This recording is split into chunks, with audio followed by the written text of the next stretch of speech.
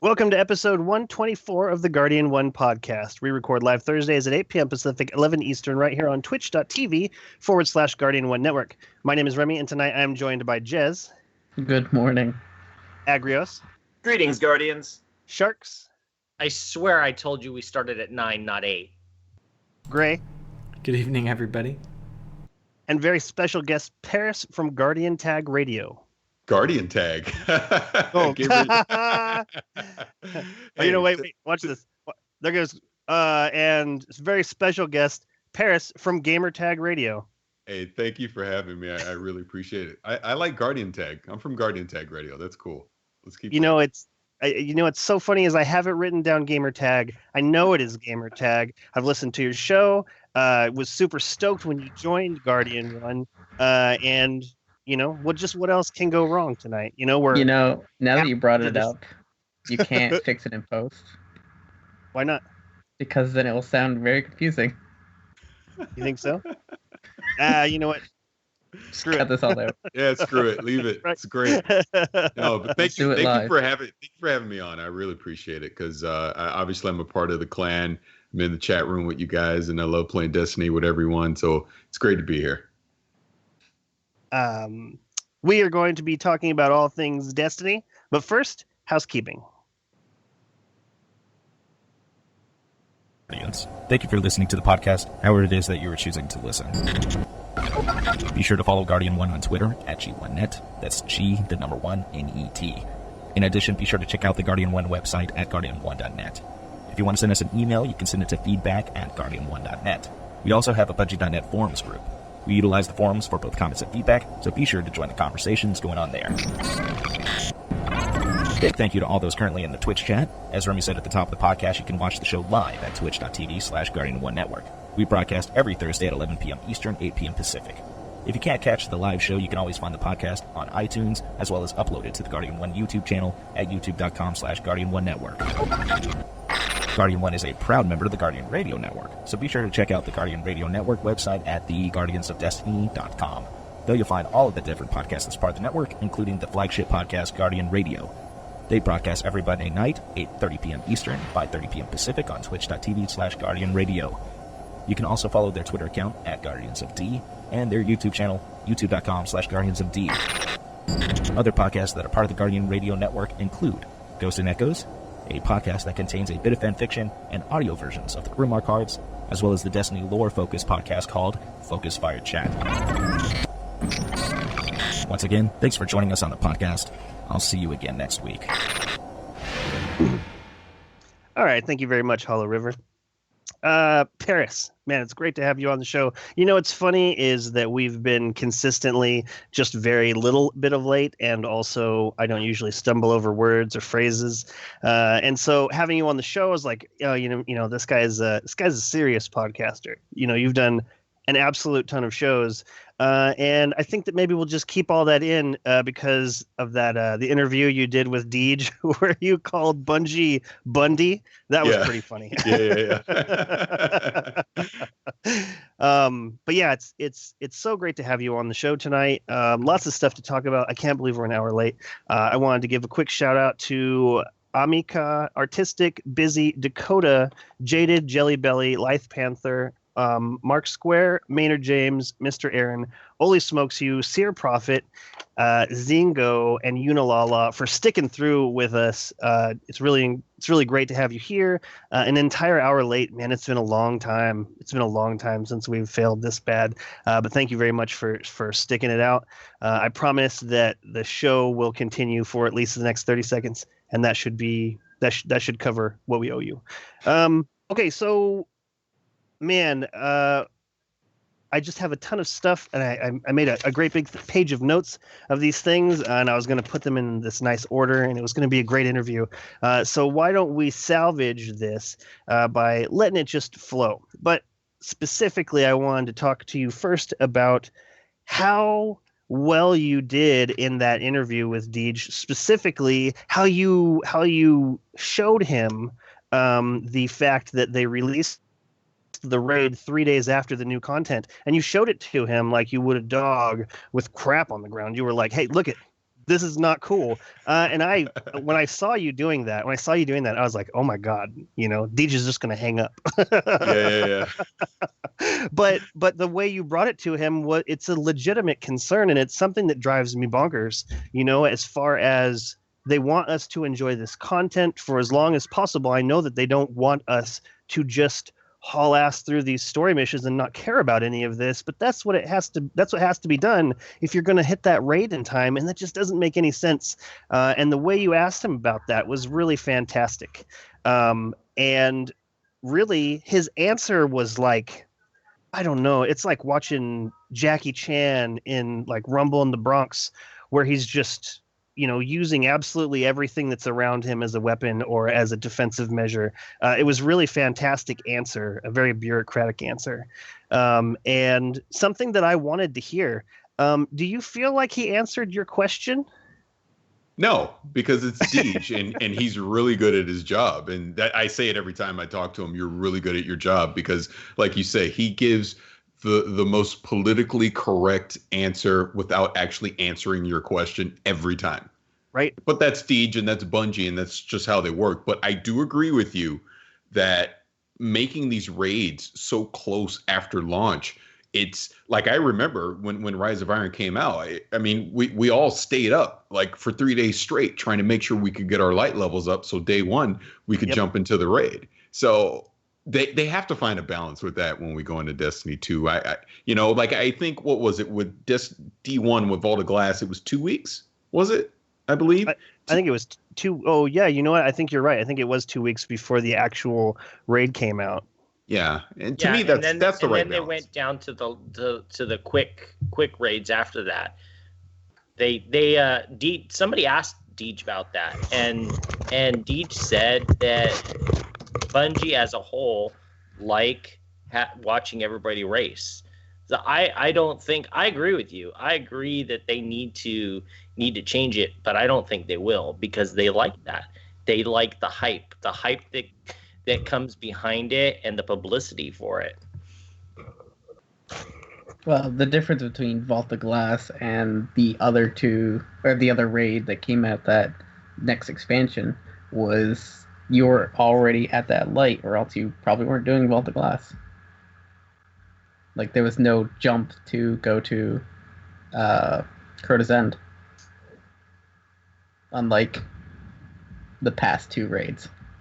Right. So it was really the answer that I hope for, when you ask an omnipotent being, what your future holds. I don't want them to just slough you off like, get away, kid, you bother me. Like, I want to know that I've been heard, even if the answer is so ambiguous as to be, as it could pertain to absolutely anything. Like his answer was, oh, well, we love listening to the community. And I want to hear that. I want to hear these things. And so, I'm looking forward to at some point having Deej on the podcast or doing like an interview for the podcast. But really, I know what's up. What we need to do is we need to go to the dictionary. We'll go to dictionary.com and we will put in the answer for no, or we'll put in no, and then we'll see what all of the synonyms are for no, and then we'll put that in a great big long sentence, and that's how we'll fill in for Deej. I will tell you that you look for synonyms in a thesaurus, not a dictionary. I bet they have synonyms there too. Will you check on that for me, Jez? Also, I wanted to say that I really love the way you rep Guardian 1. Like, I listen to people interacting with Deej, and I always hope that, someone will throw that out. But then once it happens, I'm like, oh my God, I can't believe they just said that. This is crazy. And you totally repped Guardian 1 right to his face. Hey, I mean, I love playing with you guys. I mean, with Rise of Iron, going through the Wrath of the Machine, whatever the heck it's called, I can't remember anymore. But it's been a blast, and the fact that I've been able to kind of integrate my son in as an honorary member of the clan too has been pretty cool. So absolutely. And to be honest with you, Deej wants to hear that stuff. I mean, he wants to hear about all these clans and these communities that have rallied around this game, because he says it all the time that the conversations that we'll have in those interviews are ones that he wants to have. He doesn't want to talk about the technical specs of the game every time, or why didn't you release the raid with this, or why did you not do that? He wants to talk about all the stories that we get playing the game. And to me, and that's why I keep coming back. That's why I put in, probably thousands of hours at this point into the game. It's the people that you meet playing Destiny, So yeah, he's a good dude. He's a really good dude. And it's always great to talk to him. I mean, I wish I could talk to him more, but then it's like we'd start talking about the same things over and over again. Right. Absolutely. Absolutely. And it's, I don't know how they do it down there at Bungie. Like, because if we're living in this world right now, Destiny is very likely going to be released later on this year. And if not this year, which I think it is, next year, but no matter what, they've been working on it forever. Like all of those people that you follow on Twitter and, everybody you've ever talked to, they all know what's going on down there, and they haven't said anything about it. And I don't know, I think it would drive me crazy to have such crazy secrets like that, but to be specifically the point man for questions. You send Deej out into the field to say nothing to a million people a million times a day. Like that's crazy. I don't know how you are an art director or a mechanics guy and be on Twitter and not talk about this, let alone being Deej. You have to like torturing other people. See, he likes having the knowledge and not giving it and saying coy little things. And people are like, you mean this? And he's like, I don't know. Do I mean that? See, you got to be that sort of, state of masochistic sort of person to So also, it's very cool that we were able to help get your son through the raid. Again, I've said this a couple times on the show, but now I'm having a chance to say to you, I am so sorry that I cussed as much as I did when we went through that raid. It was fun. Like, I would say probably 5 or 6 times I let the F-bomb drop, and every time I didn't feel like we were with your young son. I felt like we were with your capable young hunter son. Like I imagine way back in the day, tribes and whatever keeping together. Here's your 10-year-old, very clearly able to take care of himself son. And so I just slipped right into Sailor Land, apparently. No, I mean, and that happens. And my thing as a parent, the way I view it as I purposely avoid where people are just saying crazy things just to say them. I understand the occasional slip's going to happen. Those things happen. It's not like he's never heard that word before, but like you said, I mean, even at 10 years old, he's more than capable of handling it. Hell, he carries me, if anything. So yeah, he's fine. He's a good player. It's crazy that you mentioned that when you go into Crucible with him, that you hop into his backpack. I think that it's amazing because my son, he's 9 years old. I've never taken him through a raid, but when Crota was active, when Crota's End was the raid that was happening, him and I would just duo the first 3 sections of it so that we could get updated gear and stuff. And I had him hop to the top of those towers in order to despawn all those people at the bridge. It's amazing what kids are able to do. And especially in PvP, I feel like to, maybe you or me, even people who have been playing video games forever, there's a certain level of this is real. I think there's a certain level of fight or flight that actually happens within the game of Destiny that my son doesn't have. He doesn't feel the threat of that other person, so he's able to remain calm. If he dies, it's not a big deal. If he doesn't die, it's even less of a big deal because that was the outcome he expected. And so these young kids have this insane advantage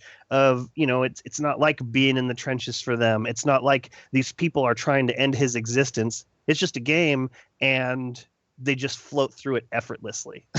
Yeah, agreed. Not only that, for some reason, Bungie gave him a Matador 64 with the highest possible range. And as soon as that was able, because he's also the kind of kid that's like, oh, wouldn't it be great if we could just kill everything with one shot?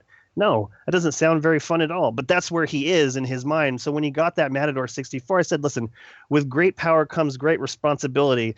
And he just had his blinders on. Like, that thing was insane.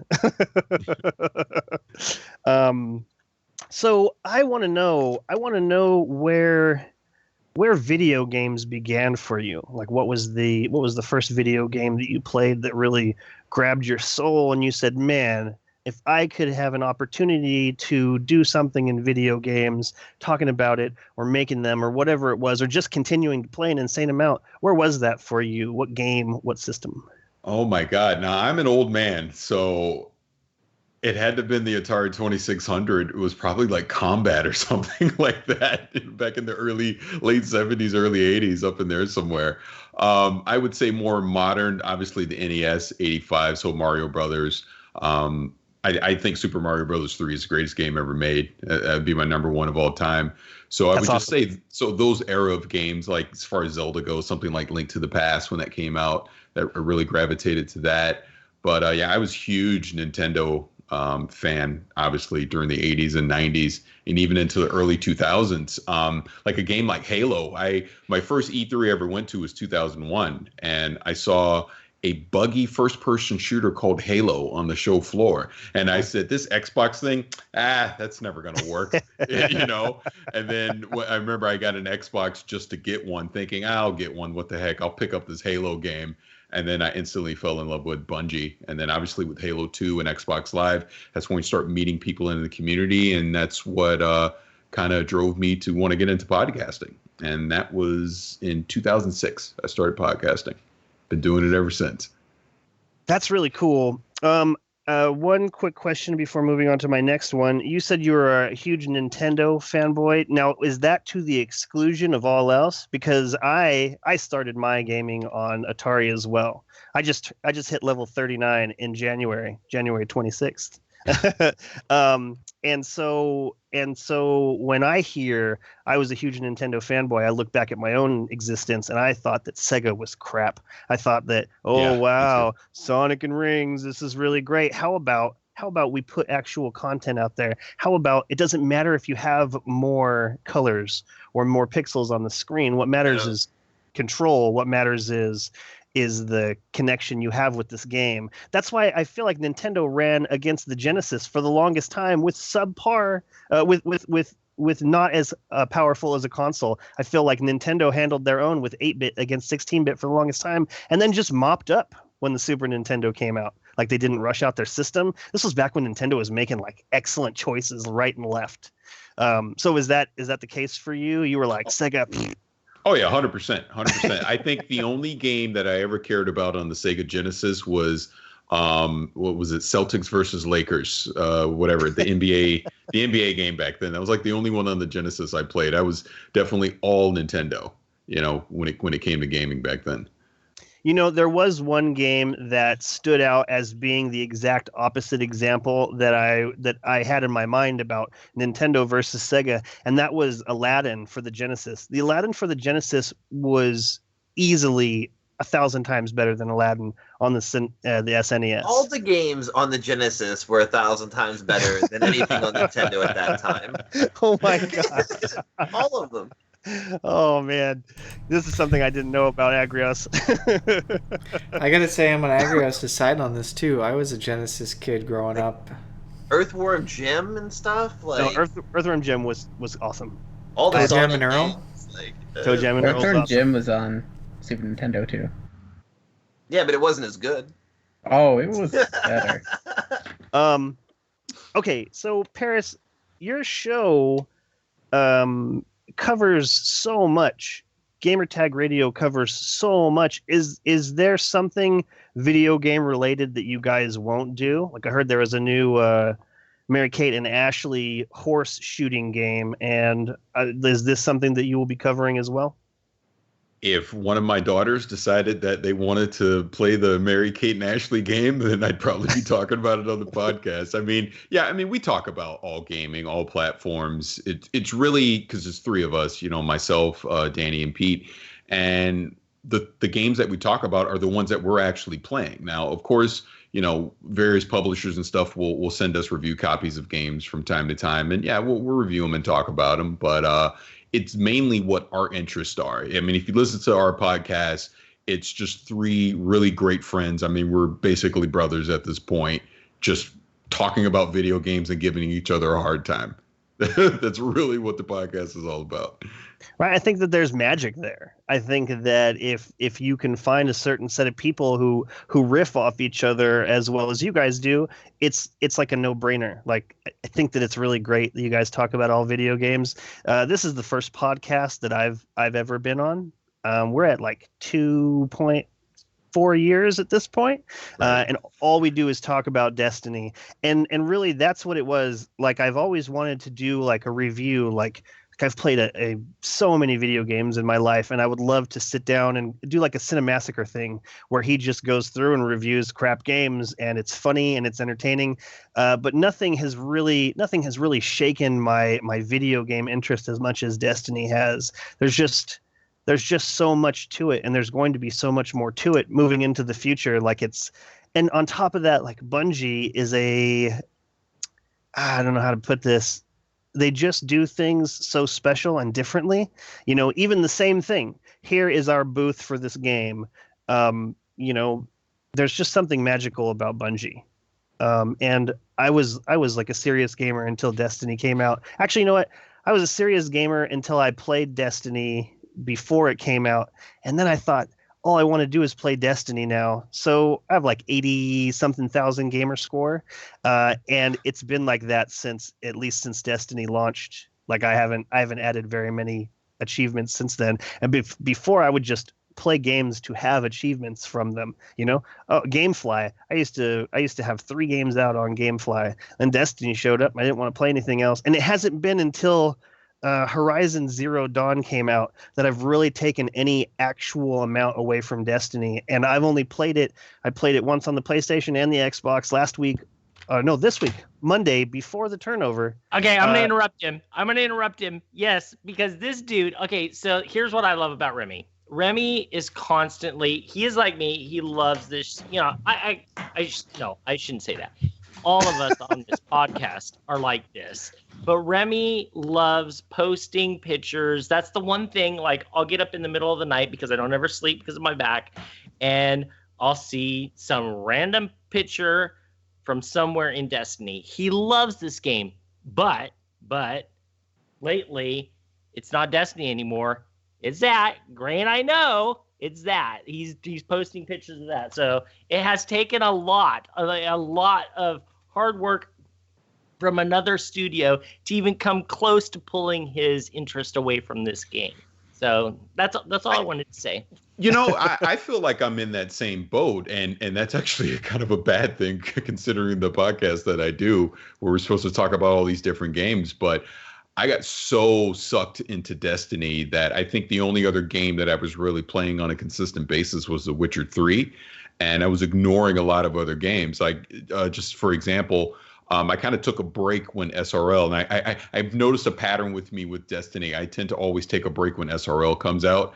And then that's when I'm like, oh, wait, there's other video games out there. Oh, wow, I didn't realize there was other things to play. And that's kind of where I am right now I've been playing all these different games. But then we got that announcement yesterday, and it's like, well, I know what I'm going to be doing on the 28th. I want to go start playing Vault of Glass, So I always come back to Destiny. There hasn't been a time where I've just completely walked away from, like, oh, I'm done. I'm never playing this again. It's almost like take a break for a couple months, and then I'll come back. And when I'm back, I'm back. Like, every night I'm playing. I'm fully into it. I'm doing strikes, doing raids, etc. And I fear for my marriage when Destiny 2 comes out, because we have a hashtag called Destiny, hashtag Destiny wife problems, where, like Pete and I and some other friends, where we all get together and laugh about how grumpy our wives are because we don't spend time with our family because we're playing this game. So, that's that balance that you have to figure out, how getting game time, playing with you guys, but then also taking care of your family duties and finding time to also play other games as well. So, but like you said before, Bungie has made something special with this. And I think the funniest thing about it is Destiny 1 isn't even their true vision for what they want this to be. So hopefully Destiny 2 will be that. Absolutely. And, in that same interview that you did with Deej, he said the same thing, that every time, like, we'll go off on tangents, or like I will go off on tangents. Like, you know what I really want, Parris? I want an apartment in the tower where I can go there and like hang up weapons on the wall, things I'm not using, like my Shadow Price from year 1. I just want to hang it right up on the wall. I'm not going to use it anymore. But I want a place to go and hang out. Like Elder Scrolls Online, just like 2 weeks ago, put out houses. You can buy your own house and then furnish it, and you can keep things there and you can go there. And I'm so attracted to the idea of my own place in this digital world that I deleted everything off my console except for Destiny and No Man's Sky, and re-downloaded it because I have like 300 gigabytes of shared data, video and pictures from Destiny on my PlayStation 4. And I just went through every single house in Elder Scrolls, and I just was like, this is so cool. And I don't know why I feel that way. I don't know why I'm so attracted to this idea. I mean, I know it's not my place. I know that it's all digital, and if my power went out, I would no longer have access to this. But it's a draw for me. It's a draw for me. So whenever we go off on tangents like this, I forget what I was talking about. What was I talking about? It was really good. I was really going somewhere with that. What was I talking about before that? Anyone? Damn. I bet it's right here in my notes. It was Deej saying that all the people who make Destiny are also the people who want it to do its best. So no matter what you've thought of, no matter what I've thought of, it's been thought of by people down there. It's been debated by people down there, the pros and the cons, and how they could iterate this into the game, or, is it not worth, it just might not be worth it to them to offer us a space. But no matter what, people down there have thought about that. And if you played Phantasy Star Online on the Xbox 360, you had your own little apartment there. Like, this is not new news to the video game world, being able to have an apartment or a place where you can just keep stuff and personalize it to yourself. Like, this has been in the gaming community for, well over 10 years. And so it's nice to know, it's nice to hear that, yes, everything that we possibly could think of has been debated down there, either through them thinking about it or from people in the community saying it, and then those people turning around and, relaying that data to everybody else in the studio. Hearing about that email that gets sent out to everybody in the studio, regardless of what step in the development process they're involved with. Everybody gets this email about what the community and the people in the world are saying about it. That's exciting. That's really cool. It makes me want to make more videos. It makes me want to speak out more. Yeah, I mean, I could even say on that, and trust me, it's not like I have all these connections at Bungie or anything, but I ran into a Bungie employee during E3 last year, and yeah, I won't say his name, but we were talking about the game, and it was so funny talking to him about Destiny, because it was like if we were talking about it, because he was complaining about various things that he didn't like, but it's like, wait, dude, you're actually making the game. You can inflict change into this. And he goes, it's not that simple. He goes, just because we as employees may see something that we may like, it could be like a game breaking issue if we try to change it. You know what I mean? Or it might unbalance everything in the crucible, etc., with a weapon, just things like that. So getting that perspective really, kind of like you're saying, gave me that peace of mind. Is like, no, these guys actually care about the game that they're making. They're playing it too. They see the same things that we're doing. And it's not like it's just a job and I'm just making a game and I go home at night. When they go home at night, they're online playing the game too. And to hear stuff like that directly from someone that works at Bungie is really great to hear. I agree. I love the love that they put into it. It goes a long way to validate my own feelings about Destiny, because for some reason I just can't get it out of my head. Like I've tried. I especially tried before Destiny came out to to not be thinking about it so much, but I can't. And I don't know what I would be doing right now if I did not have this podcast as a weekly outlet for everything that I want to talk about of Destiny. I don't know. I think I might have exploded at this point. Just, like I was making videos before podcasting about what I thought was going to be in Destiny. And then Destiny came out and it was basically totally different than I expected it was going to be. But I still had so much to say. And I mean, even just lore, we don't even get that deep into lore in this podcast, but there's a ton of it. You can make an entire podcast just about lore.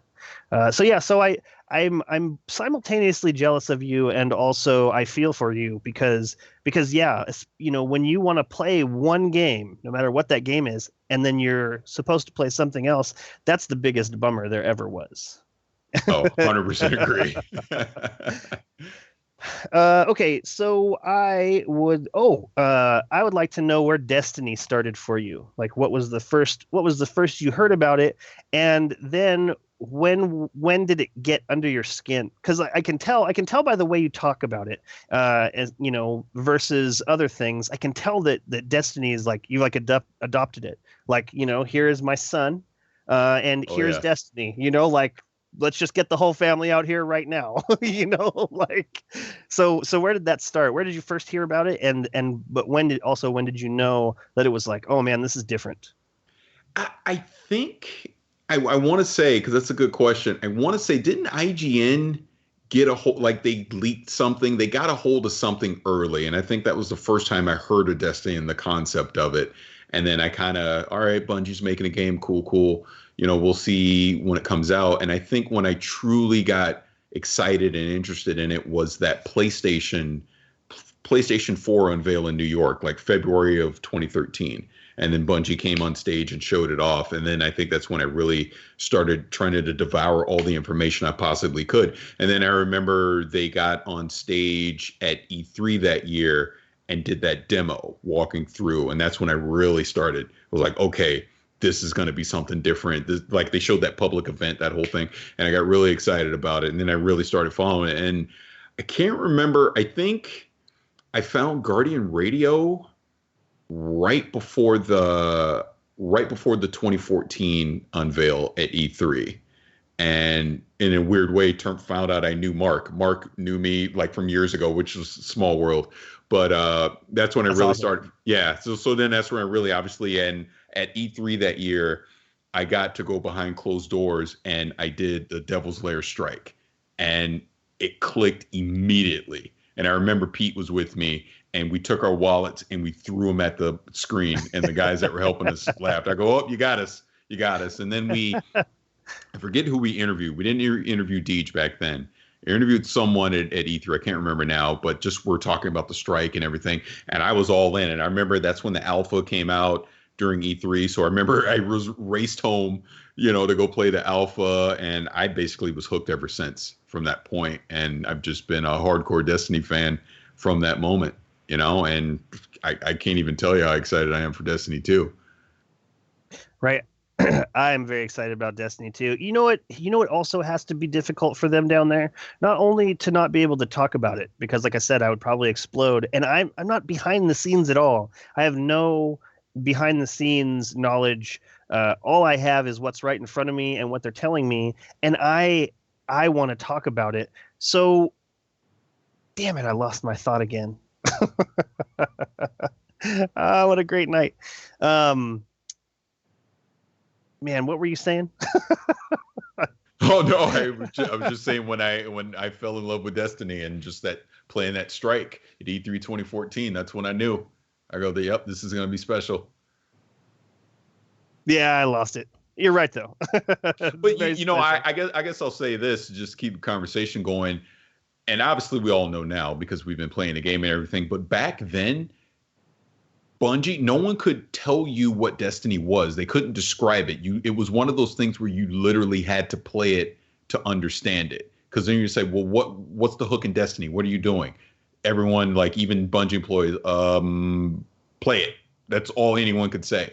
And then, like I said, for me, when I actually sat down and played it, it clicked. Doing the strikes, doing the supers, understanding how the weapons felt, the gunplay, everything. It's like, oh my God, they have this unique blend here of this co-op shared experience, and they're bringing that Halo gunplay into this universe. I was like, it instantly clicked for me, and I was like, yep, I'm in. I'm all in. I take all my money. You got it. I'm pre-ordering everything.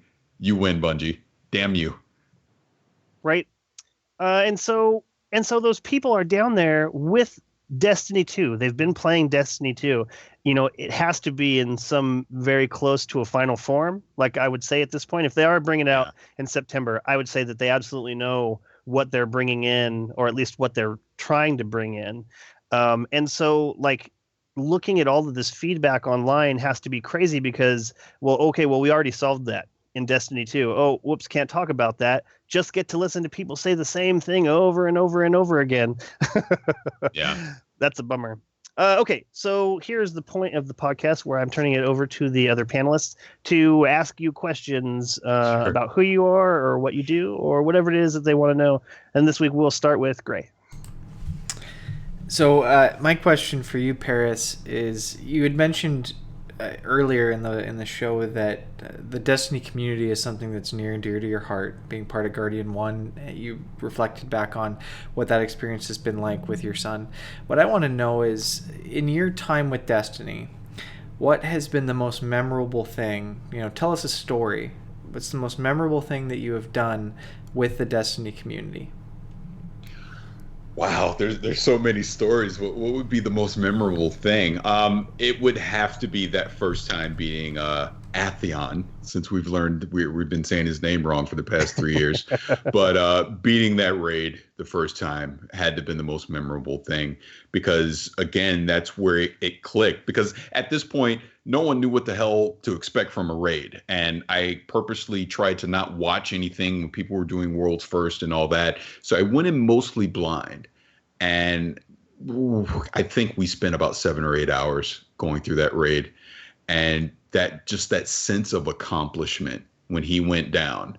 And I think I even got crap for my first rewards. I might have got shards. Who knows? They were so stingy back then. But it didn't matter. It was, we beat the raid. I saw that little trophy pop that I was now a raider.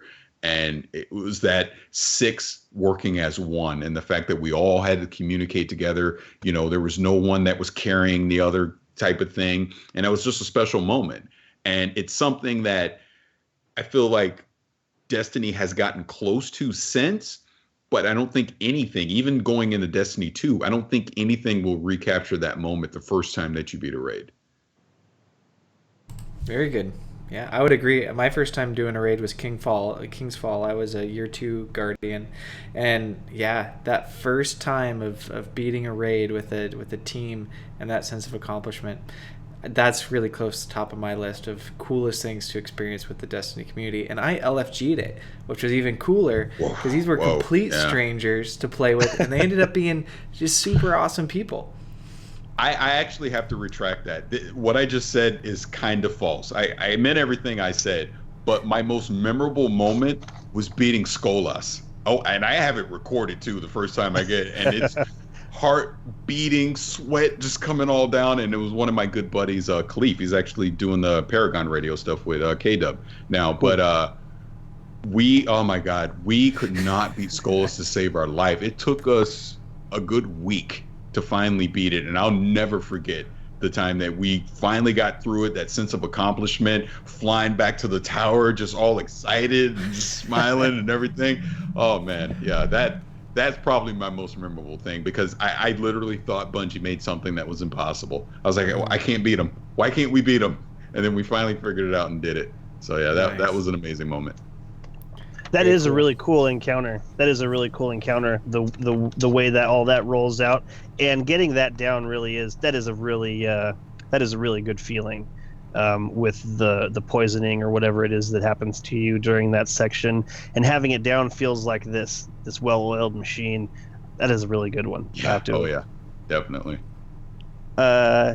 Gray, I can't believe you brought up that you're year 2 Guardian to our guest. We have guests here, buddy. Keep that to yourself. Not even remotely ashamed. Not even. But I wish I'll add this in about Skolas. I'm sorry. I'll add this in. We didn't beat it when the burns were still going for the cheese way to melt them. We had to do it the hard way. And that was part of it too. It was like, oh my God, I'm never going to beat this thing. Right. Sometimes it feels like that. And you know what? When you're on a limited budget of time, it feels bad, man. Gray, did you have another one? No, I won't steal all the questions from the panel, but I'm very proud of what I was doing in that phase of my life of Destiny 1, so I'm glad that I got to experience it as a year 2 Guardian and move on for the next 10 years enjoying this ride with Bungie and you guys. Oh man, I just realized that means that you're not going to be able to click off that page. That's a bummer. We're going to have to talk about that further in depth when that happens. Agrios, what do you have for our excellent guest Parris from Gamertag Radio? Well, you've been podcasting for a while, and you talk about a variety of things, not just Destiny related. What was your first really big interview, like your first big get that you're like, I can't believe we got them? Oh, that's easy. That's such an easy one. I got Ken Levine one-on-one for an hour talking about BioShock before it came out. Oh man. And you'll notice sweat is a common theme when I talk about these things. You have no idea how nervous I was and just sweat coming down my face and the whole thing. And I thought it was the worst interview ever, right? As I'm doing it. And then when I listened back and we started getting feedback on it, oh yeah, people loved it. They thought it was great. And at that time, no one had Ken Levine on a podcast talking about the game. And the one thing that I took for that, and I tell anyone when they do an interview, is I did my homework before. I knew everything that was publicly possible to know about BioShock. And I was asking those kind of questions, and I could tell it engaged him because he was like, oh, wait, he knows about this. Wow, he's paying attention to this. And he kept going and going. And like I said, I wound up talking to him for an hour. And yeah, that easily the best thing I did. I'll throw a second one in there because I'm very proud of this too. I got Casey Hudson for a one-on-one interview talking about Mass Effect 2. And at that time, that was like I'm in love with Destiny right now. I was in love with Mass Effect 2 same way leading up to it. And we just had this amazing interview. And I just remember the sense of pride I take from it is because the people on the BioWare forums, it caught wind of the interview and they all loved it too. And I'm like, wow, if the most hardcore Mass Effect fans in the world love this interview, then I actually did something good. And I always take that simple sense of accomplishment from that. Awesome. That's a really great question, Agrios. Really great answer, Parris. That is really cool. And I feel like BioShock and Mass Effect, these are also games that that it would take to draw my attention away from Destiny, because I love the Mass Effect series. BioShock, fantastic game. I feel like it was like a first of its kind, like playing through it on the Xbox 360 and like, what is this world? And I was scared to death of those big daddies. Like, I remember that first one. I remember that first one that you encounter. And then there's a place where they sold something right in the middle of that section. And I just dove into there behind the change register. And I just sat there letting it stomp around because I didn't have any idea how I was going to stop this thing. But that's really excellent. Sharks, what do you got for Parris?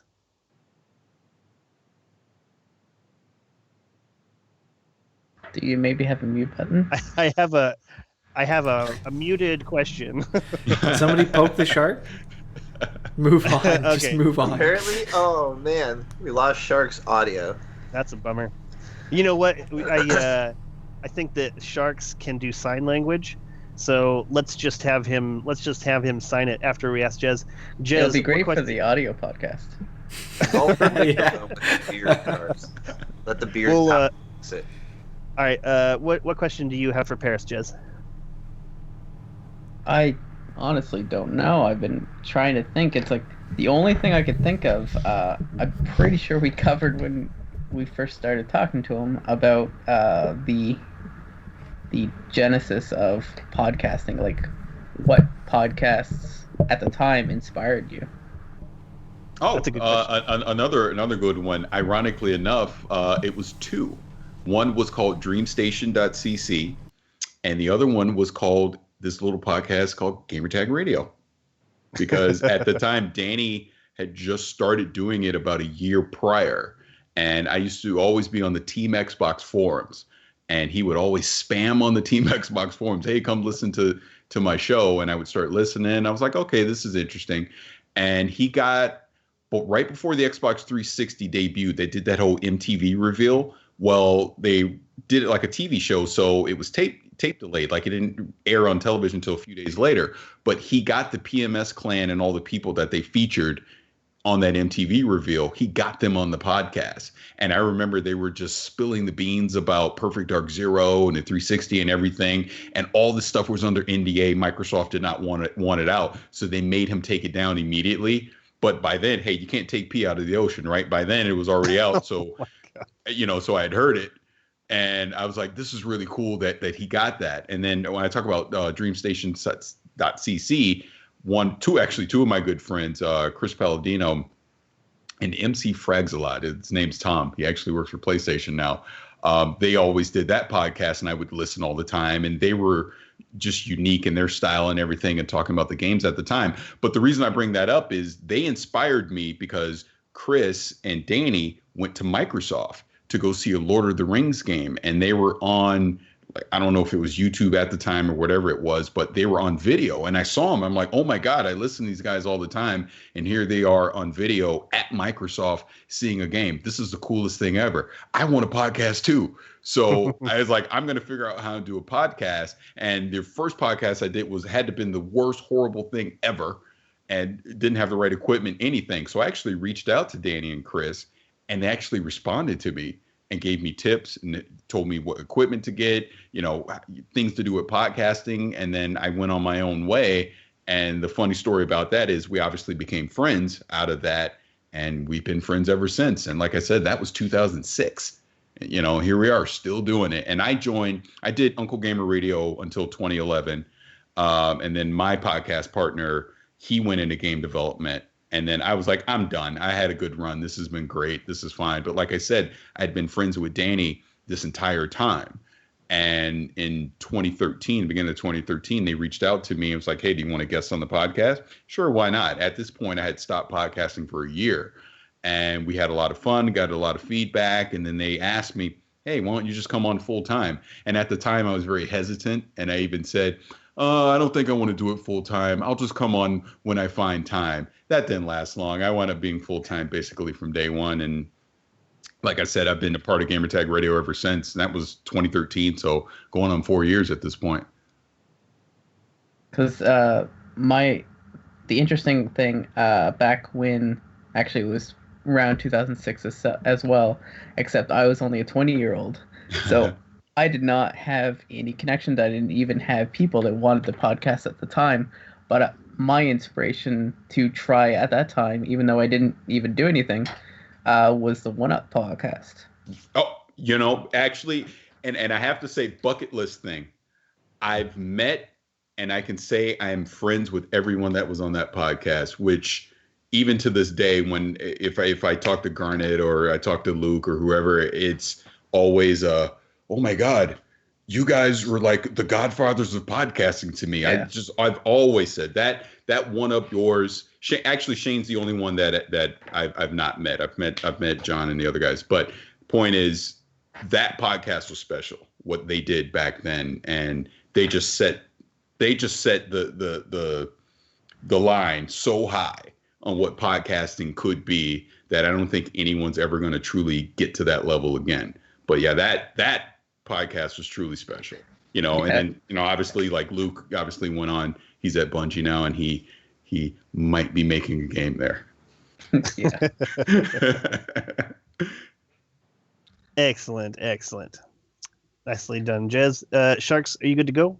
Yeah, I'm finally good to go. Okay, so what is the most epic thing that you personally have broke to the world when you've been interviewing people? Obviously, you've been interviewing people for a long time. What really sticks out as being that one thing that you like, we kind of got first info on that? Oh, again, another easy one. Which E3 was this? Was it 2013 or 2014? Anyway, it had been 2014. We interviewed Phil Spencer and I asked him about what happened to game sharing. And he explained, you know, because remember Xbox One, they changed all the things that were going to happen at launch. And he explained their philosophy on game sharing and why it went away and potentially how it could come back, things like that. And everybody picked it up. I mean, IGN, GameSpot, everyone picked it up. So we were all over the news after E3 of that year. So that was probably the biggest thing that we did. Now, obviously, over the years, you've gotten really comfortable with this. Were you as comfortable as you are now back when you first started? Oh my God. I'm not comfortable now, just to let you know. But, really? I mean, you would never know when you listen, when people listen to you interview people, you sound so calm and collective, and you interview some really famous people, you know, people that like we would die to interview some of the people that you have gotten a hold of, you know, and it's just like you sound so calm and collective. What's your knack at doing it? I appreciate that, and I'll just say that. Well, thank you, and I'll just say that the trick is being prepared. The one thing that I always do, if I know going into, like, I'll take the Phil Spencer one for example. I research the person, write out all the questions that I want to ask. You know, maybe not necessarily sit there and ask them word for word, but just kind of have some notes. If I need to look down, if I get stuck on something, well, go ahead and ask them this. And you have to remember they're just people. That's kind of the biggest thing. I'll say the one that I got starstruck the most, ironically enough, and is why I have it as my profile pic or my profile banner on Twitter, is Aisha Tyler. She's awesome. She's awesome. That is, you know, okay, so I love all the games that she's representing anyways. Right. And she herself, she's one of the few people that are out of Destiny and are not in hockey that I follow. I think she's awesome. Yeah, but the interview we did with her in particular, I knew we were going to do it, but we're at E3. It's hectic. You're running around. And I remember all of a sudden it's like, Danny, she has time now. We got to go do it now. And we were at the Extra Life meeting room because we're friends with Doc Adams. And he set it up for us so we could have a meeting place with her. And all of a sudden she walks in and it's like, go. And it's like, wait, I'm not ready for this. And if you listen to it, you'll never know, sweating bullets the entire time. But then by the middle of it, I loosened up and I could tell she was having a good time and it was fine. But it was that initial fear of, oh my God, I'm talking to Aisha Tyler. Even when I talked to Phil Spencer, it was similar.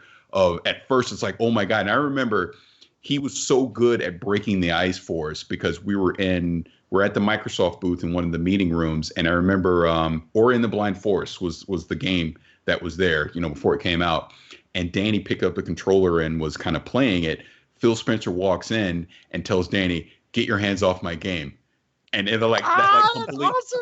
And that completely broke the ice for us. And then, we were fine or everything. But that's just the thing. Be prepared. Just remember that there are people too. Oh, here's a great one. The worst interview I've ever done in my life, in my head, because I refuse to go listen to it. So I have no idea how it really sounds. I talked to Bonnie Ross at 343. Right. This was before the Halo Master Chief Collection came out. And I remember Danny says, hey, should we interview Bonnie Ross? And I'm like, sure, why not? Thinking he's going to do it. Oh, no, he goes, he gets Bonnie Ross. She comes over. She's all smiling in there. And then he goes, Parris, my voice, you need to do it here. No. I'm completely on the spot. And I'm like, oh, my God, no, I don't know what to say. And I was so nervous and I felt like I was stuttering.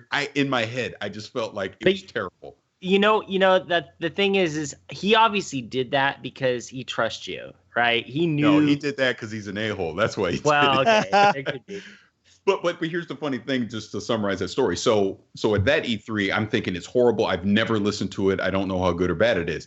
A year later, this is when Halo 5 was coming out. We're at E3 again, and we went to this Microsoft party thing or whatever, and she's there, Bonnie Ross with Kiki Wolfkill, and I approached her and I brought up the story. I was like, oh, I interviewed you last year. Oh my God, I was so nervous. And oh, I'm sure it was horrible. And then she said the funny thing which always sticks in my head. She was like, I'm just as nervous as you probably were when I talk to anybody, because I'm always worried that it's going to be terrible, that I'm going to say the wrong things, do the wrong things. And when she said that, it's like, dude, she's just a regular person too. Right. You know, she's just as worried about how she's representing herself as I am representing myself. And if you can take that philosophy into any interview, you'll be fine. Okay, so this is going to be my last question, because everybody knows I talk a lot and I don't want to steal all the show. So all the people that you have interviewed, you know, you've interviewed a lot of people.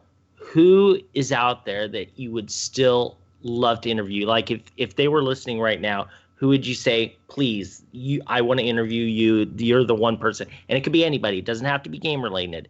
Anybody. Wow, that's a loaded question. That is a good question. Probably Ken Levine. And just talking about just design philosophy of games, just having just a relaxed conversation about gaming. It didn't even need to be on the record. I would just love to talk to the guy again. I would say a runner-up on that would be Peter Molyneux. When I talked to him years ago, I mean, I just call him Uncle Pete, because it's like he seems like the guy that would just sit you down and he would just give you cookies and pour you some tea and he would just tell you everything. You know, it was great talking to him. I would love to talk to him again. That's awesome. Like, you know, the thing is like, we as a podcast, we interview people all the time. We talk to people all the time, and we're all, you know, out there as much as we can be. But it's always, I feel it's very nice to hear it from somebody else that does it, and you have done it for a long time. So it really means a lot for myself, and I'm sure for the listeners to hear all the stuff that you're giving us. So Thank you very much. I'll say this real quick and I'll shut up. The toughest interview that I've done a few times now is Vince Zampella, who's at Respawn, the head of Respawn. Man. Because he gives you nothing. He will give you 1-2 word answers, and you're like, really, even worse than Deej? Really? Well, see, again, Deej is good at his job, where he will say a lot but tell you nothing.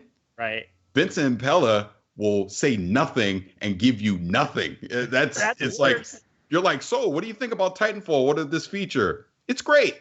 And then he's looking at you like, what else do you want to ask? You're like, wait, give me more. Yeah, he's funny. Wow. He's funny, but he's a really cool guy. When you talk to him when the mics are off, he's hilarious. He's a funny guy.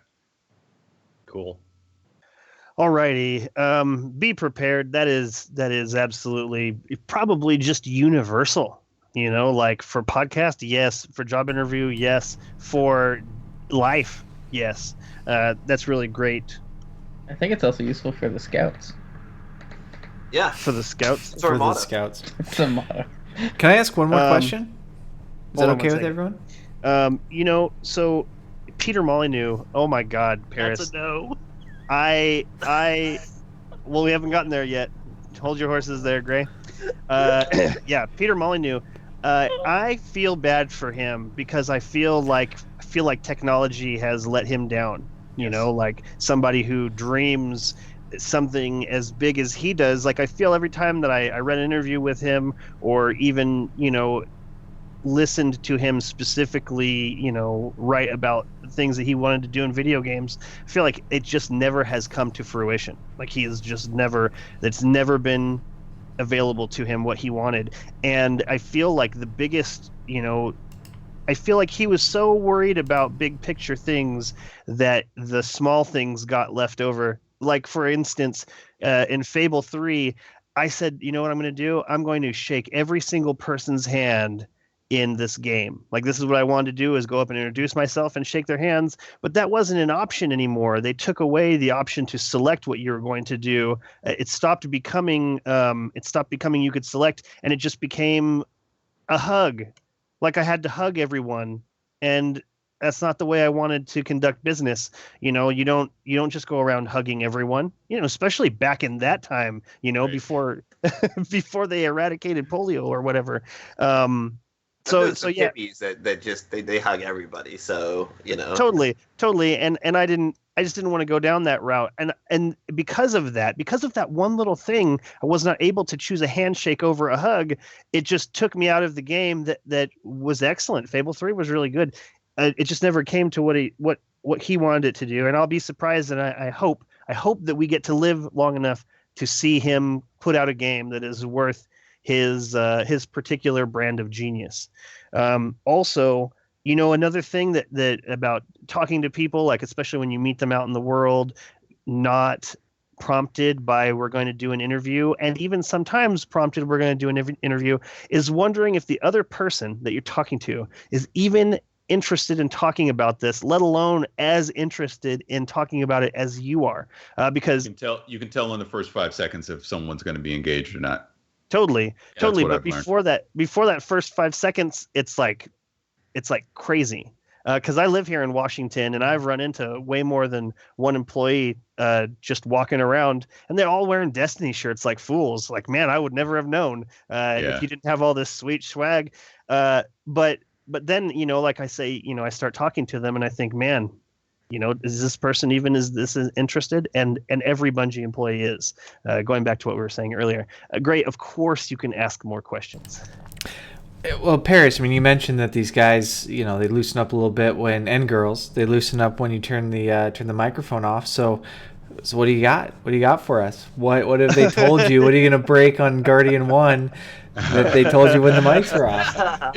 We won't tell anyone. We won't tell anyone. Absolutely nothing. And that's part of the thing that I've learned. And again, dude, I'm not like IGN or something where I have all these crazy scoops, but you'll be amazed what people will confide in you off the record. And you never want to portray that because obviously they're never going to talk to you again.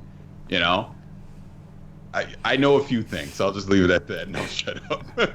Oh, you know what? Okay, so then I want to add. Then obviously I wasn't gonna go here, and this isn't something that you necessarily have to answer as in give detail. But have you been given information, especially when it relates to video games, that they were like, okay, well, here we're gonna tell you off camera, you can't say anything, and it's like, I'm sure you have. What was your reaction? What did you do? I mean, how do you sit there and hold it all back? I've always wondered. I've said many a times on this show, Bungie, bring me in. I'll do your play testing, all this stuff, and I'll never say anything, and I'll come on the show, and I would love for them to do that. And I think, oh my gosh, I'm sure that would be like the hardest thing ever to actually, after doing it, come in and see these guys and say, yeah, I don't have anything to tell you. I'll relay this story just to give you an example. We're talking about Peter Molyneux. I guess this had been 2007 or whatever it was. He told myself and another person everything about Fable 2, and kind of like we were talking before, probably 75% of it never made it into the final game. And wow. I always remember he's at the very end, he goes, I would appreciate it if you don't repeat this and you don't tell anyone. Oh my God. And we literally had to hold that secret. Like, I talk about it openly now, but yeah, right. Just not being able to say anything. It's like, oh my God, I know all these crazy things about the game. And then when Fable 2 is about to come out, you're like, wait, that's not in there. This isn't right. in there. That isn't there. I can tell you another one. Gears 2 originally had 4-player co-op. Really? And that is straight from the lips of Cliffy B. He told me this directly. Wow. And again, it wasn't a thing of he said, oh, please don't say anything, but it was kind of a off the record talk. He's just talking about the game because he's obviously was excited about it about to come out. And yeah, they were going to put 4-player co-op. And if you look at the opening level of Gears 2, where you have Coltrane and Baird are on the other ship and it's just AI, that would have been 3rd player and 4th player.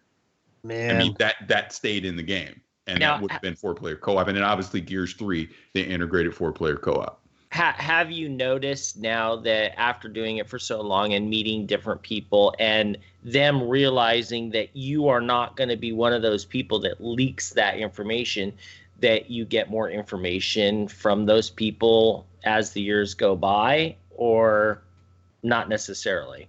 Yeah, I mean, again, I don't want to say too much. No, we're not don't want asking you for to any. spill the We're not beans, asking definitely for not. any info, but Yeah. you know, right. But yeah, you will be amazed what people will volunteer freely. Really, I'll just say that. it will be I'll fun leave it because, at- like, I'll I leave it know at that. I plan on going, and I'm pretty sure Agros already has tickets. We're gonna go to E3, and we're gonna like totally bug Deej and everybody else there, and I'm sure we'll do all kinds of other stuff too. So yeah, it'll be interesting to see how it is for sure. Yeah, I'm going to be interested to see too with 15,000 people from the public at E3. Yeah, that's another story for That's another gonna be day. weird. Yeah. Yeah. Just bring your own porta potty, like the backpack model, and everything will be cool, I think. Or wait a second, that might make you too popular. Never mind. Oh, thank God you got a porta potty with you. All right, Gray, does that top off your questions, or you had more? Yeah, that leaves me just as dissatisfied as I expected it to. Right. Hey, do you know some secrets? Yeah, I know secrets. Moving on. Okay, I just want to say, when you guys asked me to go and find people, you didn't say I had to find people that would tell you shit. Okay. Okay. Let's move to the Destiny news. No more vault space. Now, I've been coming to terms with how many nothing people is had carrying odds over. on Remy bringing this up? I just wanna say this to the chat. Did everybody guess? Because I put $100 down on it, but I think I still lost money. I put $100 too.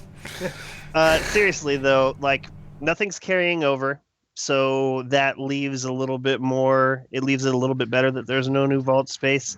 But I feel like I've come to terms with it. I've been expecting it for the longest time. So to finally hear about it, thank goodness. I'm glad that they're telling us that nothing's transferring over. I'm glad that they're telling us that there is going to be no new vault space. I just really appreciate living in this now instead of prior to last week or whenever it feels like it's been at least a week. Well, think of it this way, Remy. You can go into your vault and delete all your Voltiglass and all your Crotazen stuff.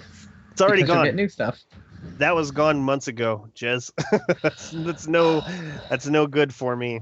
Well, if you're not holding on to those morals, then I can't see what you'd be holding on to your vault. The vault is mainly sweet rolls on weapons and also like a ton of marks, Titan marks and Hunter's cloaks in the armor side.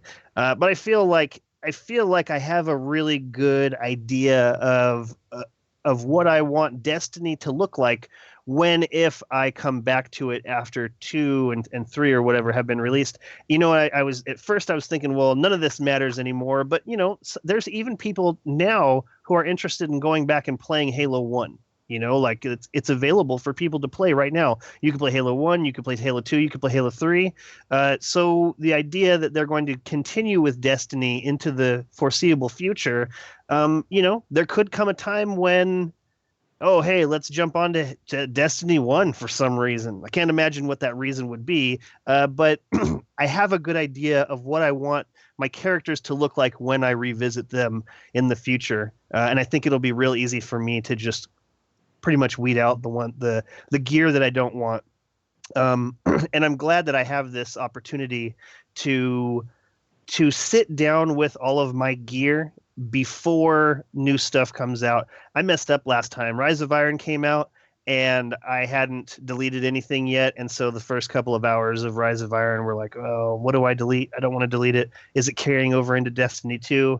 What if hand cannons suddenly become useful again? I need to hold on to these things. Parris, are you having a vault space problem? Have you had a vault space problem? And how have you taken this news? Nothing's transferring, no new vault space. You need to start deleting some stuff in order to get this sweet new gear. What is your situation? Well, like I said, I took a break when SRL came out. So like, I don't even have the new icebreaker or anything like that. But, my main things that I try to collect is every exotic, obviously. And I want all my raid gear, and then I was keeping a lot of the Iron Banner gear, but then I started running out of vault space like you're talking about. So I had to get picky. So I started deleting stuff like that.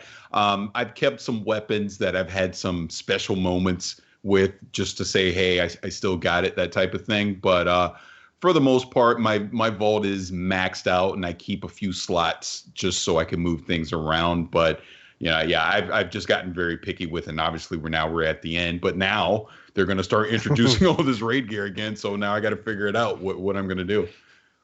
So you don't have an idea yet? You haven't, because in my mind, I can visualize those marks I'm about to be deleting.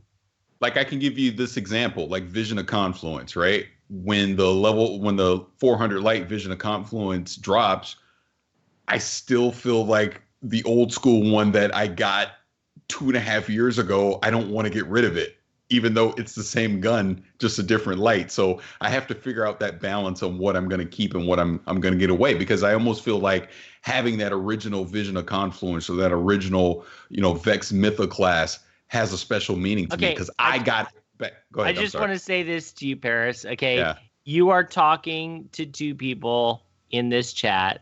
This is Remy and Agros that totally believe the exact same thing that you do. Okay. I told both of them at one point, like, there were certain guns that were coming back, and I was like, you know what? I'm really pissed. I don't want to delete it, but I deleted it. And they're like, no, it's not the same. It's not the same as that original one. So, you're in the same company. Yeah, it's the nostalgia of it. It's the nostalgia of it. Because, I mean, if you remember their original tagline with Destiny, it's like, you acquire this weapon and you'll have this story with it and this whole history with it. Look, they may be getting away from it, but damn it, I'm holding on to that. All right. I don't want to get rid of it.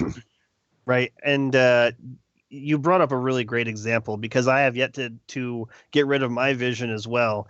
Same thing. Actually, all of the Vault of Glass weapons I've kept. And I don't know if it was because it was from the first raid, or if I really like the visuals of it, or if I really like the way it looks. But yeah, like, I can't get rid of my Vision of Confluence. When I go through to get rid of weapons, it's going to be stuff that I've picked up in the last year, not oh my goodness, here is this Vision of Confluence specifically is such an amazing weapon. Like, I just had that equipped for so long. That was just my default go-to.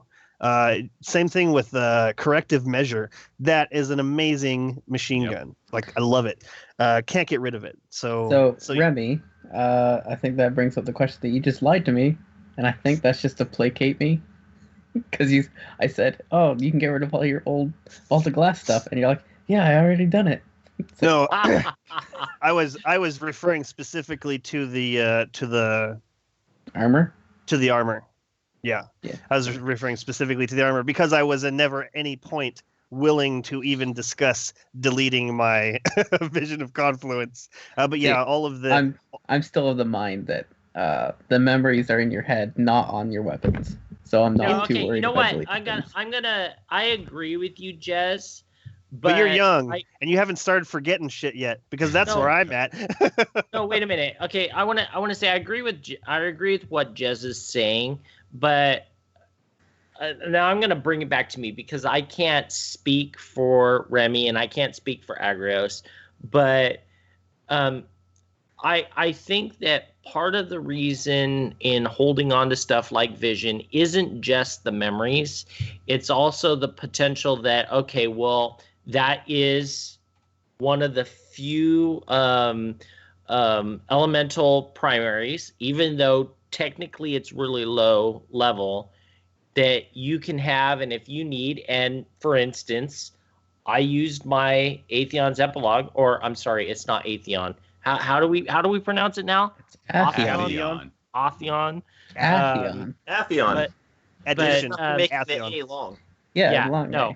But so, like, I kept mine, and it made it really easy to go and do my void kills in the Crucible when this new content came out. So, there are always those thoughts. Now, this is giving, like, the 2% edge case. Right. It totally is. It totally is. And that's why I say I agree with what Jez is saying in reality. And I I have over the last year, I used to be really bad like Remy and Agrios, and I'm not so much anymore. Now, literally half my vault is exotics, which I come to find out now is absolutely pointless. So I might as well just delete everything in my vault. I don't give a shit anymore. But I kept all that stuff, and it's silly. It really is silly, and we just need to move on. But you know what's silly? Parris, is that Sharks is that friend that everyone has who's like, let me spend hours and months and years fixing this old car. Oh, that's never going to be smogged. Let me just light it on fire. And then I won't have to look at it ever again. It's either like the most precious thing that he's ever had or absolute trash. And why isn't it on fire right now? And so, like me and Agrios and Sharks, like this has been my longtime fire team, is these two guys and me. And so we were all the same, collecting. And then one day Sharks just snaps because he's collected so much, and me and Agrios are like, no, and we can't stop him. We just hear in the background. Was it around the cloak debacle? Yeah, probably. But we just hear coming through his speakers.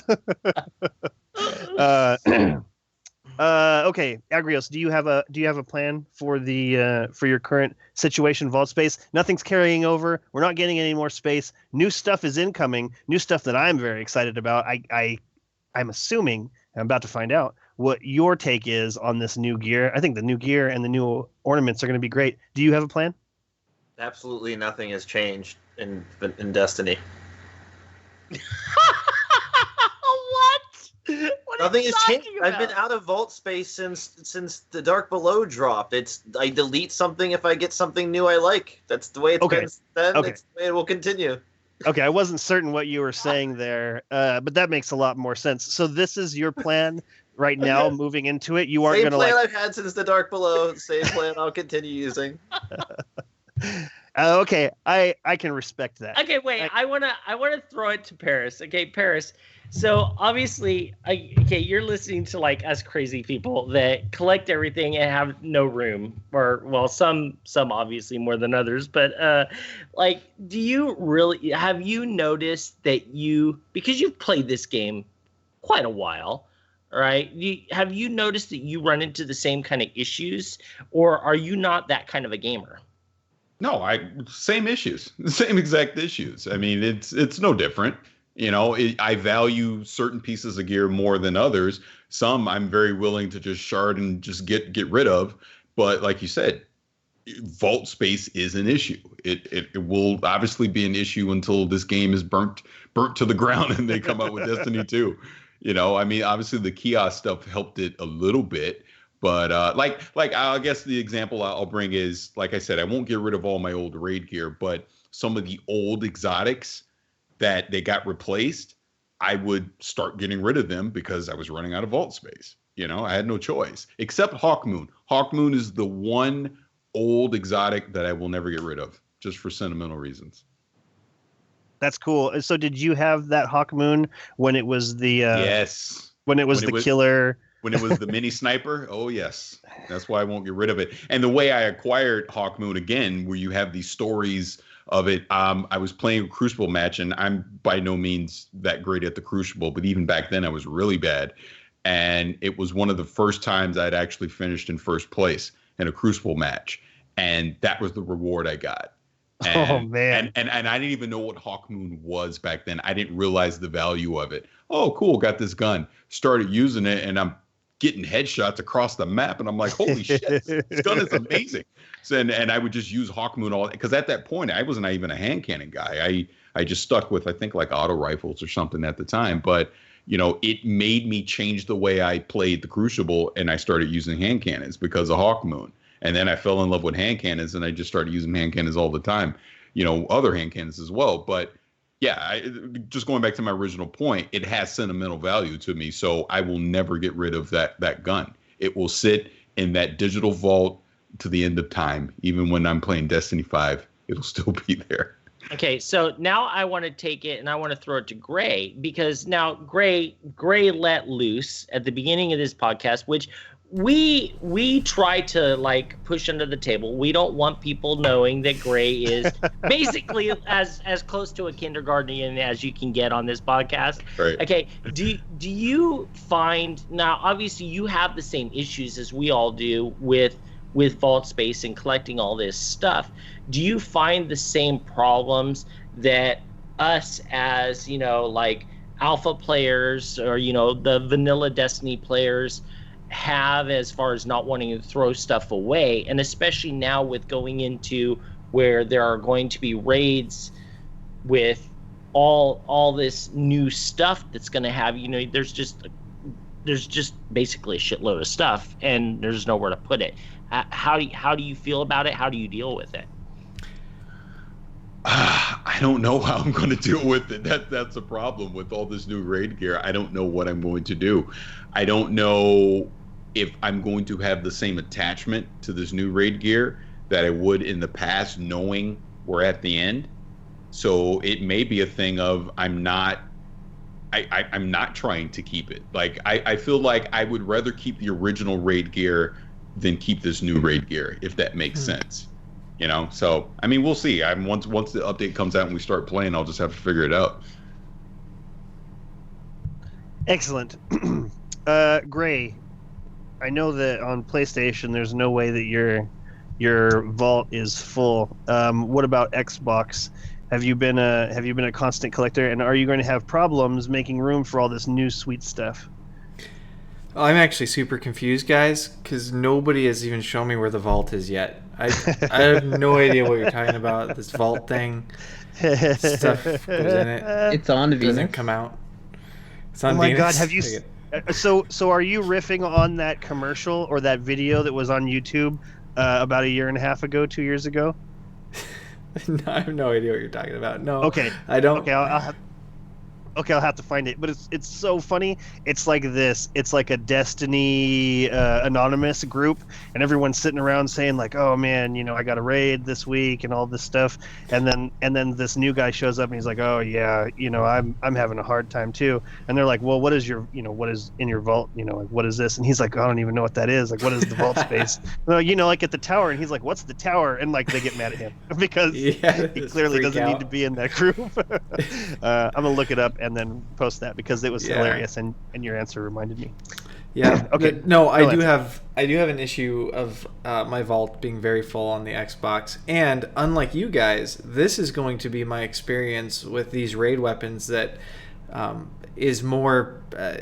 I'm going to be more connected with, because I didn't play these raids during year one, and now when I get a weapon from going back and playing Vault of Glass or playing Crota, I don't want to use it because it's at a lower light level. I don't even really want to go into the Crucible just to see how it plays, because I have a hard time reconciling where that's going to be relative to the current meta and the current usage of weapons. So I've got some weapons from running the old raids, and I've never tried them. I've never used them. So this is going to be my chance to really see how those weapons perform when it's at, current acceptable light levels.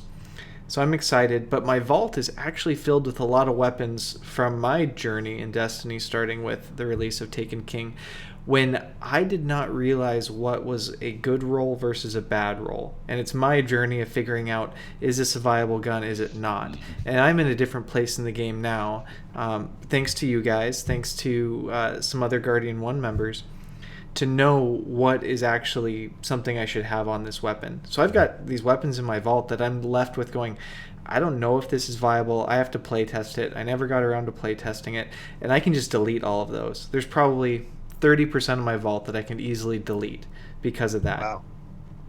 And that's going to free up the space to, I think, load up with some of these new weapons on the Xbox, at least. On PlayStation, it's just a clean slate. You can fill it up with anything. Super clean. Outstanding. Jez, what about you? This meaningless to you? I'm very much a burn it all down type of person. My vault is kind of full, but that's more laziness than caring. but I am waiting for new stuff, so I can't wait to get rid of stuff to get new stuff. I'm trying to think because I think I'm forgetting the other part of this question. The question is also no additional vault space, nothing transferring over to Destiny 2. Oh yeah, I don't want them to transfer anything over, and so I'm glad that that's a thing, because my main thing is if they transferred over stuff, they already they'll have a baseline of stuff there, and if it's all new, then they can go a little bit more crazy with it. They can play around a little bit more. Yeah, I see what you're saying. Or it would transfer over, and then you guys would complain that it's not the same weapon as in Destiny 1. Okay, so then that brings me to the second part of this whole thing, before we get to the news with Agrios. What in the hell is it with them bringing over our race and class and facial expression and marking? Like, I don't care about any of that. Like, I know. If they are going to make a new game and everything's so different. Wait, everything's so different. We have to not let anything transfer over. Aren't they going to add more facial markings and shapes of heads? Your character and make a new one if you really want to start with a fresh new character. But if I don't, I get to keep my same character. Yep. Everybody gets everything they want. And that way they didn't lie. No, but they did. But they did lie because it doesn't matter. No, none of that stuff matters. None of that stuff matters. It's the only stuff that matters. No, they told us that your character would continue through the life of Destiny. My character is the weapons that I choose in my life. No, it's not. It is. Remy. That's the difference. Remy, if that was your character, the Cabal destroyed all that. So the only thing left is your little naked guardian standing there. That's it. Remy, if your weapons no and nudes, armor guys. Were your character, no nudes. If your weapons and armor were your character, then your character's dying every time an expansion comes out. Well, yeah, but it's still mine. So it's not the same character as when you started the game with. It's the only thing that makes me different than anyone else. Nope, unless you're wearing only Vault gear, only original Vault gear right now. You're not wearing your original character then, if that's your claim. Well, no. No. No. You changed characters like 6 times already, according to you. I just want to say this now to everybody listening. Agrius and I both thank everybody that has ever watched this, because this is probably going to be our last podcast. Right? Just clicking on people's little red telephone icons. Click. We got left. Just me. So I want to clear something up real quick here while we're having this talk about stuff carrying over, because this can be part of the conversation too. There's a lot of debate online right now following the last reveal and seeing what a lot of the rewards were in the record book. Are our emblems going to carry over to Destiny 2 as well? I'm going to say absolutely not. And they went ahead and actually said it in the stream. At one point, at 29:48, Joe Blackburn says, I think we still have the scarab right for the truly Trials of Osiris Lighthouse Elite. They'll always have that. And Deej very quickly responds, yep, they'll always have it in Destiny 1. That's awesome. But it's pretty clear cut. Emblems will not be going to Destiny 2. Or he's trying to cover because they don't want to release that out yet. Now, this goes to what people have been talking about for months, literally months, is it's going to be a fresh start. It really is going to be a brand new game. Whether we want it or not, whether we agree with it or not, Destiny 2 is Destiny 2. It's not Destiny expanded upon. It's Destiny 2. Well, there's multiple reasons that they're doing this. I think the one obvious one, which obviously got exposed by Kotaku, is the current engine is shit, and they can't expand upon it. So they needed to build this from the ground up. I have a feeling the engine that we're getting with Destiny 2 is the engine that's going to carry them through whatever the next 8-year 8 or 10 years or whatever the hell it's going to be by the time that they're done with this. And we may not see a Destiny 3, and maybe we will see some carryover, moving forward. But I think they had no choice but to do what they did this time, just because of all the technical challenges that they were having in development and being able to get content out. Because I think the biggest thing that all of us will agree is Destiny's number one problem has been the lack of content. And they've done the best that they can to get us new content when they can. And obviously Activision has been talking in these financial calls about they think they figured out a way to streamline this. And I think that streamlining is they're getting more studios involved to have this rotation of content coming out. So, I mean, we'll see. You as a gamer, would you prefer, and I throw this to everybody after you answer, would you prefer them to do what we all imagine this game to be, as in they're going to release something and we're just going to buy expansions, kind of like a World of Warcraft? Or do you like the route that they are obviously going with Destiny 2 to continue in, that we'll just get a Destiny 3, a Destiny 4, and a Destiny 5, and then the 10-year cycle would be over? The method I prefer, I think, is, okay, release the Destiny 2 like we're getting this year. A year, September next year, put out the quote-unquote expansion pack. And in between, just have regular live updates. If they're going to be updates that are truly of merit, maybe we need to pay for them in some way. I don't know. Because look, I love the game enough that, and I can't believe I'm saying this, but I'm willing to throw money at it if it means that I'm going to have meaningful updates throughout the year versus what we currently get with these live updates. So I'd rather see something where I know every September I'm dropping either $60 for the quote unquote part 3 or part 4, or maybe $30 for whatever the expansion is going to be. But in between, if I had to spend another $10 to have these meaningful live updates, I'd be willing to do that personally. If it means that I'm going to have compelling non-PvP content throughout the year that's going to challenge me and my friends to do new things instead of just repeating the same raid over and over again. That's what I think.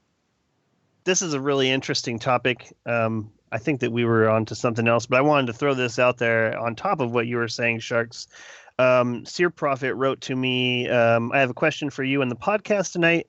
Do you think the money that has been spent on microtransactions has been well represented in the live updates we've been getting? In my opinion, I don't believe so. How many millions have they made, and where did it really go? Now, I realize that our expectations could have been way too high, but I honestly thought there would have been more along the way. And this plays into what you're saying. You're willing to pay more to make sure that to have a more meaningful interaction with this game. And I feel like they have not done a good job explaining where the money for the microtransactions has gone. Now, this is not to say that they need to tell us where the money has gone. Like they are not beholden to me. I mean, I am a player of the game, and I do talk about their game all the time. But I feel like they told us that these microtransactions were there to help with the upkeep, and it has not been represented. I don't feel like the amount of money that goes in through these packages has done anything to change the game. I think they were saying more along the lines of, rather than like this money specifically is like earmarked, like it goes into the live team fund somewhere. It's all just going to the profit margin. It's all just going to that line, that profit line. What the difference is, I think they were saying when they said that, is more along the lines of, instead of us just charging you, like Parris said, like $10 for a Crimson Doubles live event, $10 you want to participate, buy your ticket for Crimson Doubles. Like they kind of like they did with the Momentum book with the SRL. Like but instead it would be a ticket to participate. Like you'd have to buy the book to go do SRL for $10. I think they were saying, rather than doing that to support the live updates, we're just going to have these microtransactions. Right. So it's not like all this money has to go to supporting just Destiny 1's live event. That's all just going to the profit margin. But instead of the $10 you paying to participate in each one of these live events going to that profit margin. It was these microtransactions. I see. And I would add on to that, expectation-wise, I've never bought anything from Eververse ever, and I never will. So the fact that I've never put my money into it, I can't expect other people putting their money into it to fund my gaming experience. But like I was saying, if there was, I don't know, a yearly season pass or whatever you want to call it, then my expectation is I paid for this, so I'm expecting content, if that makes sense. It does. It does. And Phantasy Star Online had a Guardian card, like you paid every month, I think $13 to continue to play these, like this live aspect of the game, which is really a bummer. I still would have played it for a long time if it wasn't every month. Well, that's another good point. I think they were forced to under-deliver. So this was an easier way for them to under-deliver. Nobody was paying a flat $10 for this event, so they can't complain that much about it.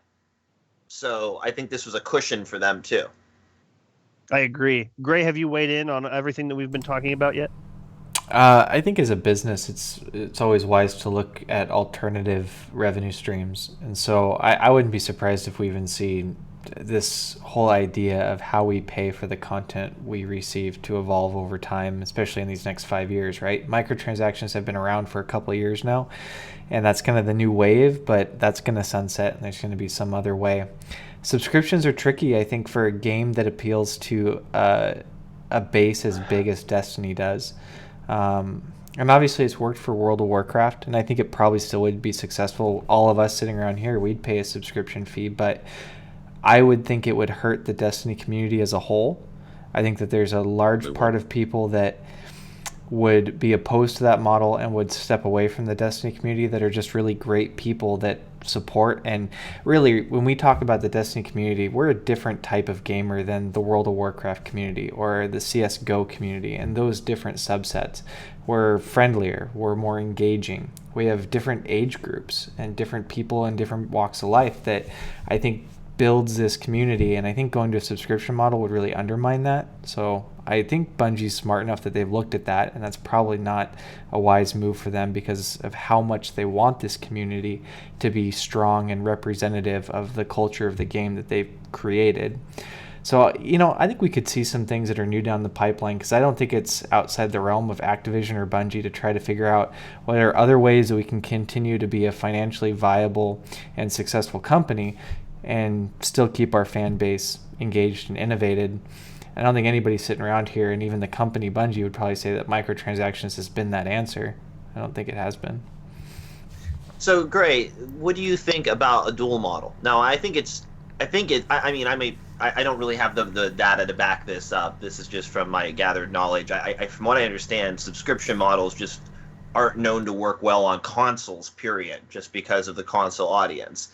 But what about a dual model where they would offer a subscription? You get X amount of silver per month, you get all the new content Destiny had delivered, you just pay this subscription fee, or you can opt to not get any of the bonus silver and only pay for the content updates you want to participate in. Like, oh, I don't care about SRL, I don't care about Crimson Doubles. Oh, but I want the new PvP map pack. So I'll just pay this one-time fee of $14.99 to get the PvP map pack. What if they did it optional like that? Do you think that's a good way to go, games that do that, or do you think that'd be bad for Destiny as well for the community reasons? I don't think it would be, because and this in general is the problem that Destiny and Titanfall and all these other games run into. You risk splintering your community for the people that don't want to pay that, right? So now there's these whole sections of the game that, let's say you paid for it, but I didn't. We're in a fire team together. You're like, hey, let's go do SRL. And I'm like, oh, wait, womp. I can't do it because I didn't pay. And now I have to leave the fire team and go do something else. So it's either going to peer pressure me into buying it, or eventually I'm going to just get dissuaded from it, and I'm just going to stop playing the game altogether. You know what I mean? That already happens when they drop, like, The Dark Below or House of Wolves, right? Yeah, and that was the point I was going to make, because they changed from that model to this whole live update thing, to where the only expectation is once a year when the quote-unquote expansion comes out that, hey, if you want to participate in the new expansion, if you want to play the Taken King, then you got to pay the Taken King money. If not, you're stuck off in the year one content and you're going to get left behind. But in the scenario you're making of these updates that are happening throughout the year, then I don't feel like I'm going to get my whole $60 worth out of Destiny because you gated me off after 2 months because I didn't want to pay for the other stuff that was coming out. You basically said, you spend your $60, you can do a couple strikes, you can do a raid, I kick you in the ass, you're out of here, right? Pay me more money. So just bringing that point up because I'm trying to think about this, my whole podcasting logical side. Their messaging at E3 has to be so on point. Like at E3, they not only have to announce Destiny 2 and everyone's going to get all super excited about it, they then need to follow that up with, and this is where Deej is probably going to be front and center because he is amazing with his words, of how they're going to handle the DLC, how the pricing of that's going to be handled so that people don't feel like they're spending $200 a year just to play Destiny, but at the same time, because me personally, I think it's fair to say if you're spending probably about 80 to 90 a year on Destiny and you have consistent updates, that's a fair price for what you're getting. So they need to measure that out and explain that to the average consumer to say, hey, you're going to spend $60 at launch and then we're going to charge you $30 throughout the year. But look at all this amazing content that you're going to get. It's worth the money that you're spending.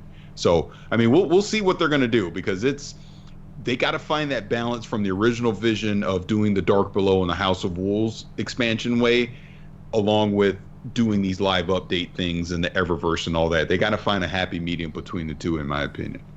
Yeah, I agree with you. Standard these days. You bring up a really good point, Parris, and it actually bounces off what you were saying earlier when you said that you've never spent $1 on Eververse. This is really interesting. Because I feel like you are like me, and like me, I don't want to spend money on the Eververse. I definitely don't want to play into the slot machine aspect of the chests. Like if they had here is specifically this piece of gear or this shader or this something, like I would be way more interested in buying specific things, but I am the kind of person I would be willing to just give Bungie money. Like I want to spend more a year on Destiny. I feel like it's become a hobby to me. Destiny is my home. Like when I think about what am I going to do today, 85% chance it's diapers. But in that other 15%, right, it's Destiny. It's like a solid 15% is like Destiny, and that doesn't leave any time for like bathroom breaks or eating. But it really is something that I love to do and I enjoy. I want to give Bungie more money, but I want there to be a reason behind it, and I'm not interested in slot machines at all, not at all. Agrios, Gray, you want to fight over the next comment? Oh, yeah, I do want to take it. So Parris, I agree with you, but I think Bungie is missing a big point. For one, I firmly believe don't screw up a model that is working well. Is Bungie making enough money off of the game of Destiny? And I don't look at their financial reports, so I can't tell you if that's the case or not, especially with a company that's grown and expanded as rapidly as they have. I mean, they eat up a ton of capital with their new hires. But assuming how big the player base is and how much we spend on the game and how much it costs, I think they're probably doing okay. But they're not doing near enough to cross-sell the intellectual property of Destiny into other areas, right? How many of you guys are going to buy the McFarlane figures and have the whole set of those, right? Parris, you're not going to buy them? What the hell? I didn't know we were raising hands.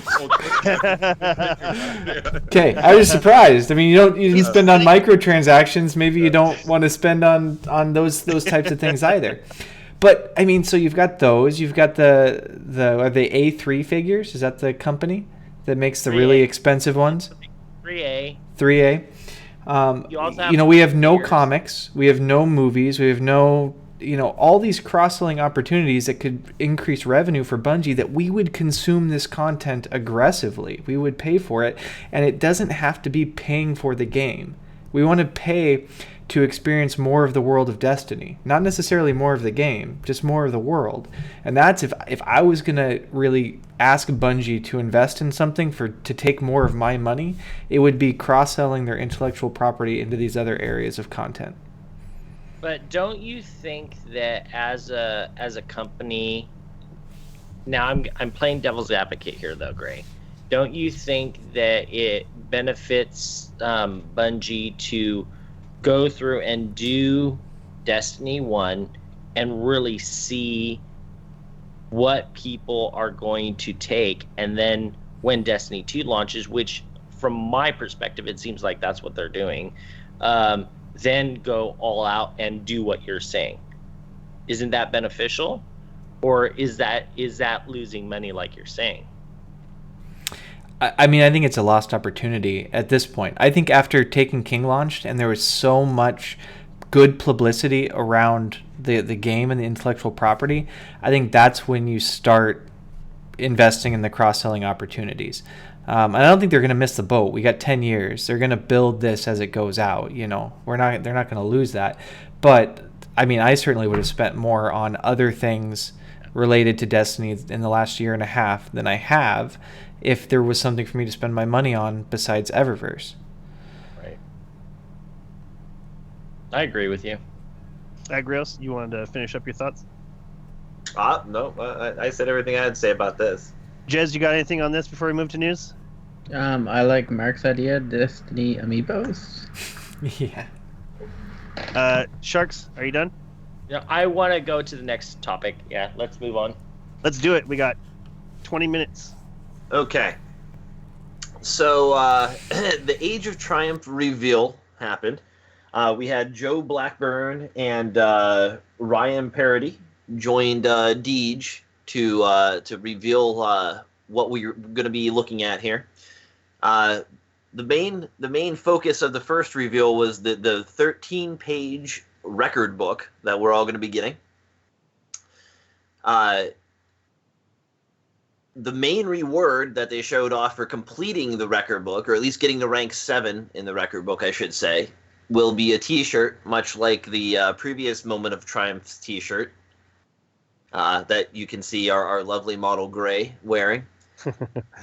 And it'll once again, you unlock a code by completing rank 7 in your record book, and you go to the Bungie store to get what they say is an affordably priced t-shirt. So many of the rewards in the book appear to be emblems, as we mentioned before. The second page of the book was called Commemoration, and it's a page to celebrate Day 1 players and things like that. The commemorations page of the record book will be the only page that references account data. All other Triumph nodes within the record book will be character-based, and as such, will be lost progress will be lost if it was previously made on a character that you've deleted prior to downloading update 2.6.0. So this very first page is the only thing that is account based. All your other things that you could potentially have accumulated, if you've deleted the character, you may not actually get credit for those. The third page is story. They also mentioned that the story page will autofill in with what you've completed of the story. Then we have the pages 4, 5, and 6 are the Titan's Will, Hunter's Way, and Warlock's Path for each of our subclasses. The class-specific pages are each comprised of the same milestones, and things like 250 melee kills, the Crucible side quests, and super kills are things you have to accomplish for the classes. Page 7 centers around strikes. Page 8 centers around the Crucible. The Crucible pages must be completed after the launch of the book. They will not be cumulative with what you've already accomplished. Bummer. Page 9 is raids. This is where most of the juiciest info from the reveal came in. All raids are going to be brought up to light level 390. The weekly featured raids will have all of the challenges available. The challenge modes will unlock an Age of Triumph ornament. There will be new rewards in the old raids. New raid sparrows and ghosts for the raids that didn't have them previously. 3 coins will now work on all raid bosses. And the King's Fall loot table will be adjusted to give a better experience, or as they said, generous as heck now. Before we get too far away from the PvP page, there is one of the nodes that you can get now, and that's the completing the subclass PvP quests. Right, but that's on the actual subclass page, not the Crucible page, right? Is it? Yeah, that's actually one of the things I listed. I thought it was on the PvP page. Never mind. The Crucible quests are on the subclass pages. Ignore me. It's another page I'm not going to complete. So there will be 4 new challenge modes for the raids. They did mention elemental primaries. It appears they'll be making a comeback. They're going to elaborate more about those on the week 3 reveal. They did confirm the 400 late level Vex Mythoclast will be back. And there is a number of new challenges presented in the book for the raids. Some of them quite difficult. One of the challenges in the book is to kill all of the Gorgons in the Gorgon's Labyrinth. This is not an easy task. There is a video of a team who went ahead and did this on their own prior to it ever being required for anything, and it's an impressive feat. So I look forward to doing that. They also said that the Atheon challenge is the hardest challenge that they've ever made. So that should be something as well. Week 1 will be Crota's End. The week after, Vault of Glass will be the featured raid, and the following week will be King's Fall. The new challenges and such won't be available till after it premieres its first week, and then they will be available after that. Whatever is the featured raid of the week will have all of its challenges active.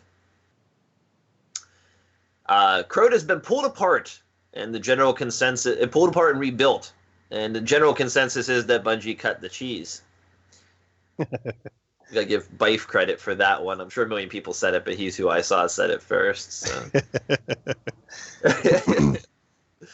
The new raids will unlock in your director as they be. Oh, I already said that. Sorry. You should really be excited. They say more than just ornaments will be coming out of those featured raids. So it'll be interesting to see what kind of rewards they have. And this actually reminds me of something I thought of earlier. Jez said to Remy that he could delete his old weapons and such from like the Vault of Glass and whatnot. And there's no guarantee that the new Vision of Confluence is going to shoot the same and act the same as the old Vision of Confluence, for instance. They've been known to rework these things. I mean, look at some of the exotics that they've updated. Year 1 exotic in many cases is quite a different weapon than some of their Year 2 counterparts. Some of the raids have been slightly retouched, like I mentioned Crota before. They also mentioned that the Sniper Oracle strat had been patched, and the Templar fight was not as long. It also appears that you now have supplicants in the Templar fight, the explodey type harpies. They also said that we have not touched the amount of chests in the Vault of Glass. Not, however, clarifying how many chests were in the Vault of Glass. The entrance to the Vault of Glass in the public space on Venus will still be the level 20 access as to not create a level 390 area in a public space. So don't expect to see any of the new, raid teams tackling that while you're out, zipping around Venus.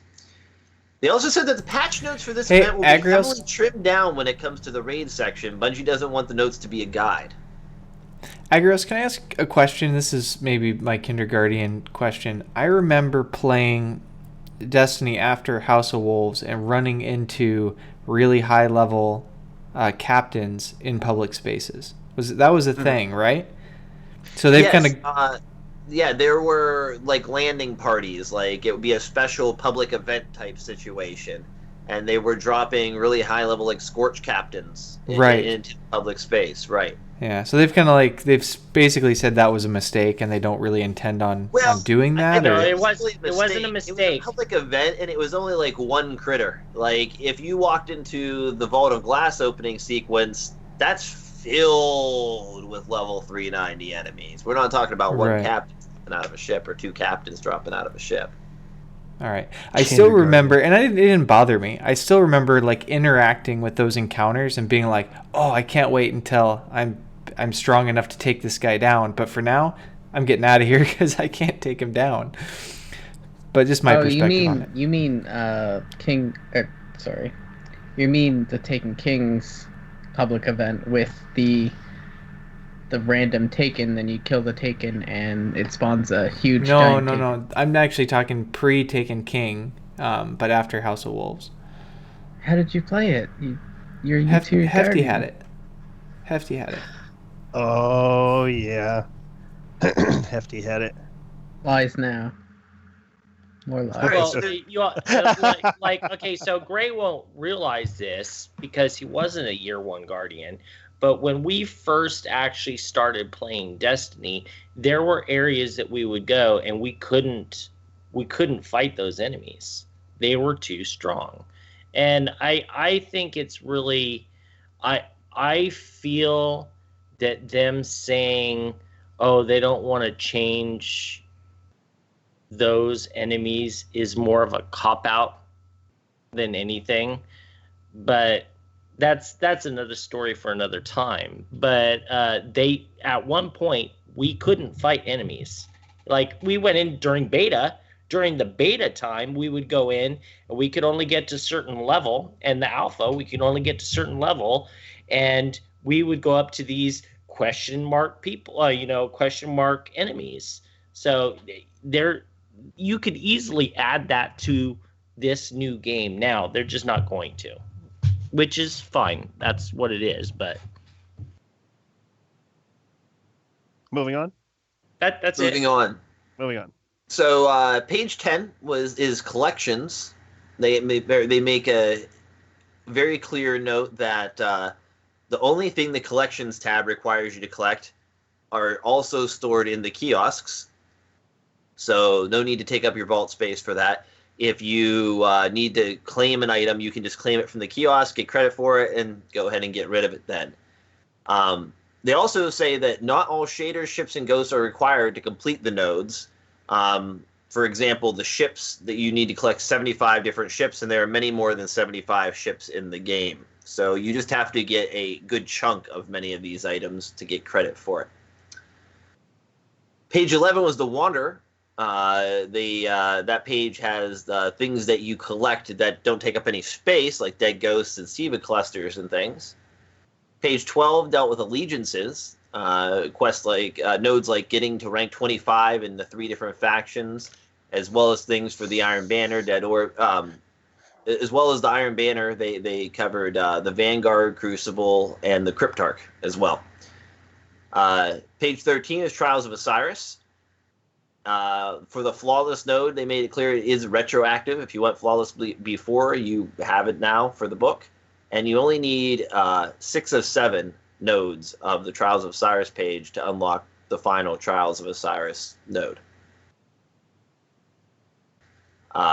So that's the book as a whole. And they noted in the weekly update this week, one of the final things they noted was, what was that about adding some mayhem to the Nightfall? So, Remy, what's that all about? I don't know. It sounds pretty cool, though. Mayhem modifier for the Nightfall? Mayhem Nightfalls? I mean, are we talking about simply the addition of every single modifier? Because that would be pretty cool. We're talking about, you go into Mayhem Glass supers, and you have Mayhem powers, but now you can go to Mayhem Nightfall. That would be pretty cool. That would be very cool. I see a lot of speed runs happening there. I want to talk about these books. I want to talk about this book.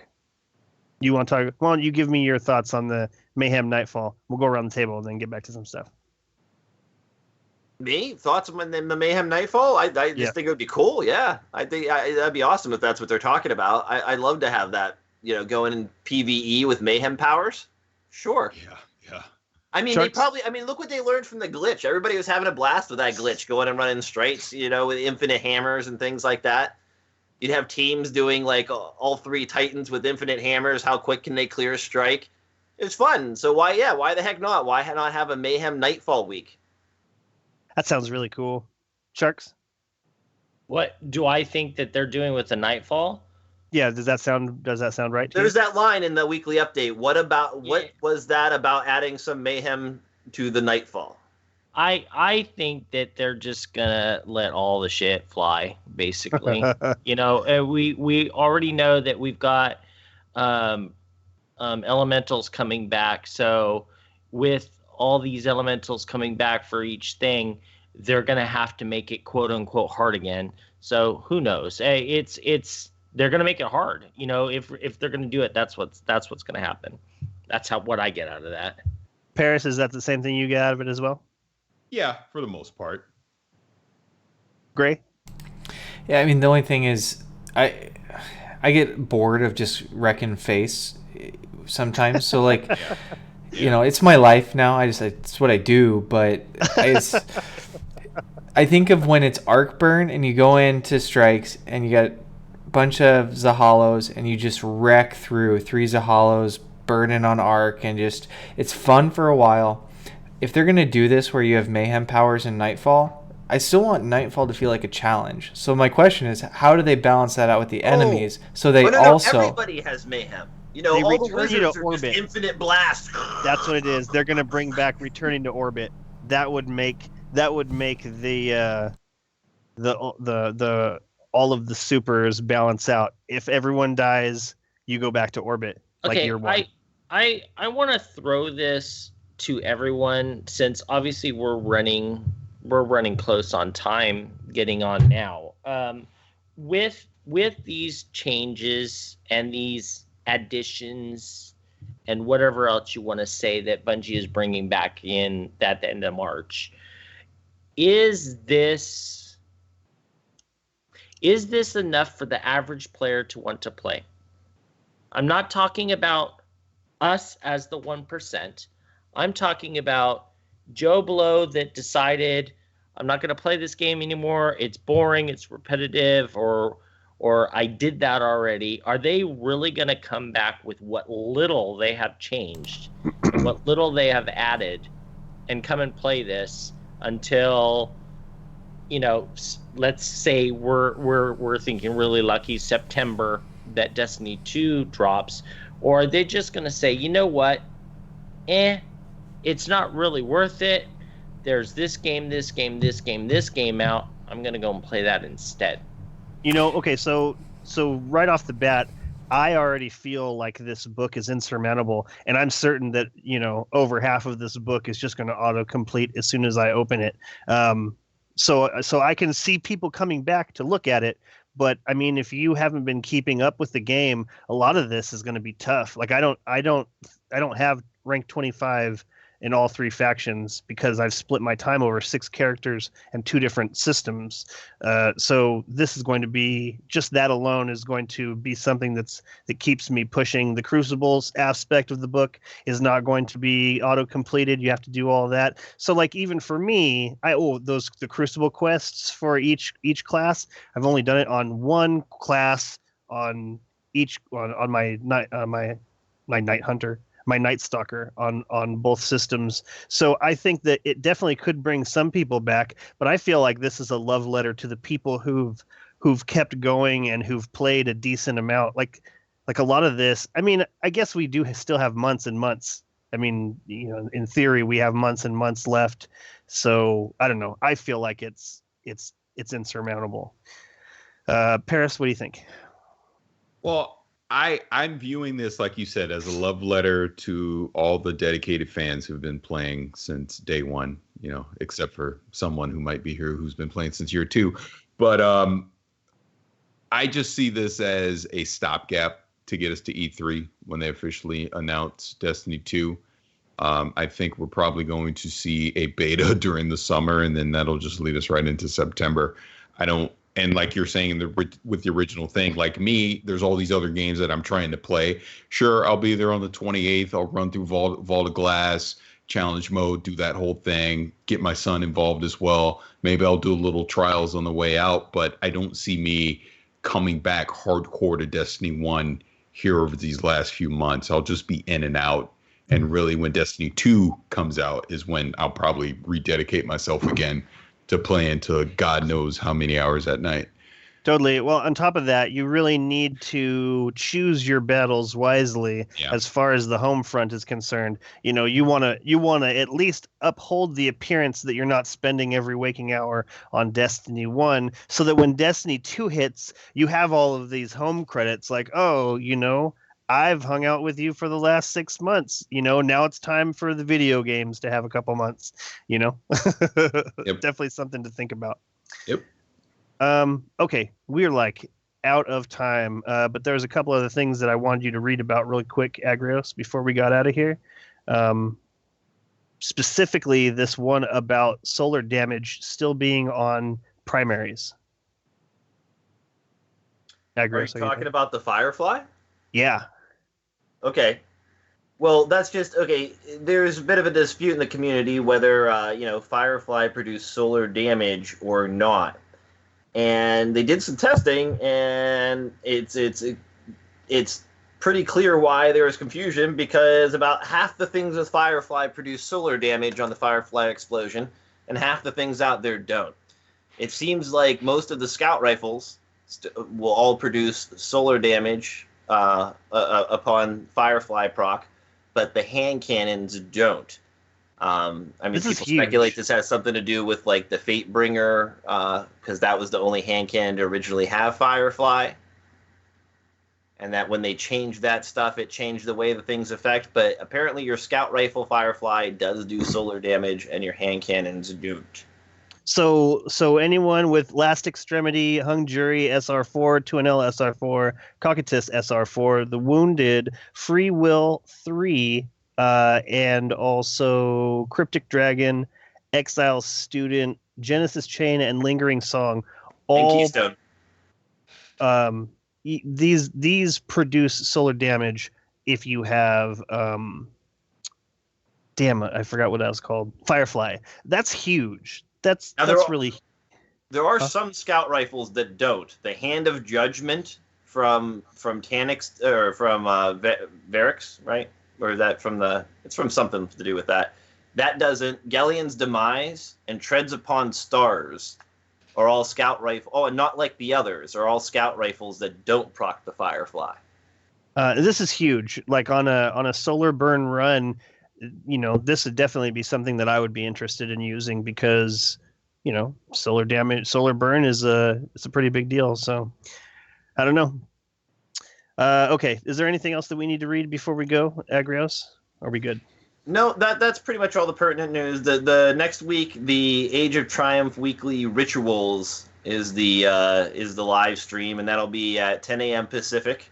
So should be getting a lot more good info out of that. They're continuing the Bungie bounties. This week is Brazil. I don't know if we have too many listeners in Brazil, but, you know, go out for that bounty. They're all from Brazil. And there was one other comment I was going to bring up real quick. It's about freaking time Xbox gets the rest of its exclusives already. I mean, with this launch, please give Xbox the rest of the exclusives from a PlayStation exclusive person. Alrighty. So that's it. This is our end of our show. Let's do some shout outs, starting with you, Parris. You can shout out to people that you love or enemies, or, you know, tell people where they can find you on the internets. Yeah, I don't have any enemies, so I guess I'll just shout out. Obviously, shout out to Danny and Pete, my podcast partners over at Gamertag Radio. And if you want to check out our content, you can find us at gamertagradio.com, or you can find us over at play.it. And you can follow me on Twitter at Fishes696. And I have a budding Twitch channel, which I need help with, but I'm trying, over at twitch.tv/Fishes696. So that's all I got. And thank you guys for having me on. I really appreciate it. Yeah, anytime. Gray. So, without trying to be too creepy, I know somebody else is likely going to give Parris the shout out, so I'm not going to shout out to Parris. I'm just going to shout out to his vocal cords. Because I'm going to take this stream, I'm going to cut all your guys' audio out so I can just listen to Parris talk and have that sultry, soulful sound in my ears as I go to sleep at night.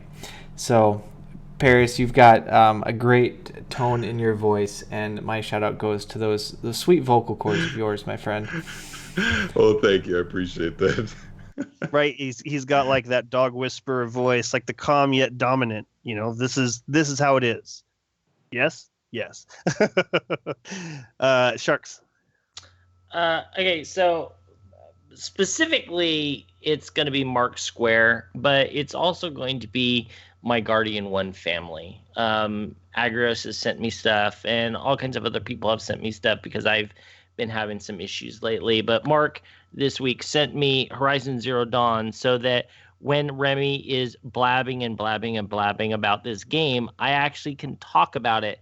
So thank you, Mark. It's awesome. It's his copy, and I'm going to send it back after I'm done with it so he can do it too. So thank you very much. One quick note on that, Agrios, and you need to buy this. You need to buy it right now. And I'll just tell you this. Imagine a game that respects your interest in climbing mountains and not putting limits on you. Talking about Zelda? If it would have respected my interest in playing co-op, I'd probably own it right now. I'm telling you, like you will love this game. I'm sure I will, and I'll get it eventually, but I'm broke right now. I need to put my monies elsewhere. I have to plan my trip to E3 and such, so... Look at everyone's got it. Agrios.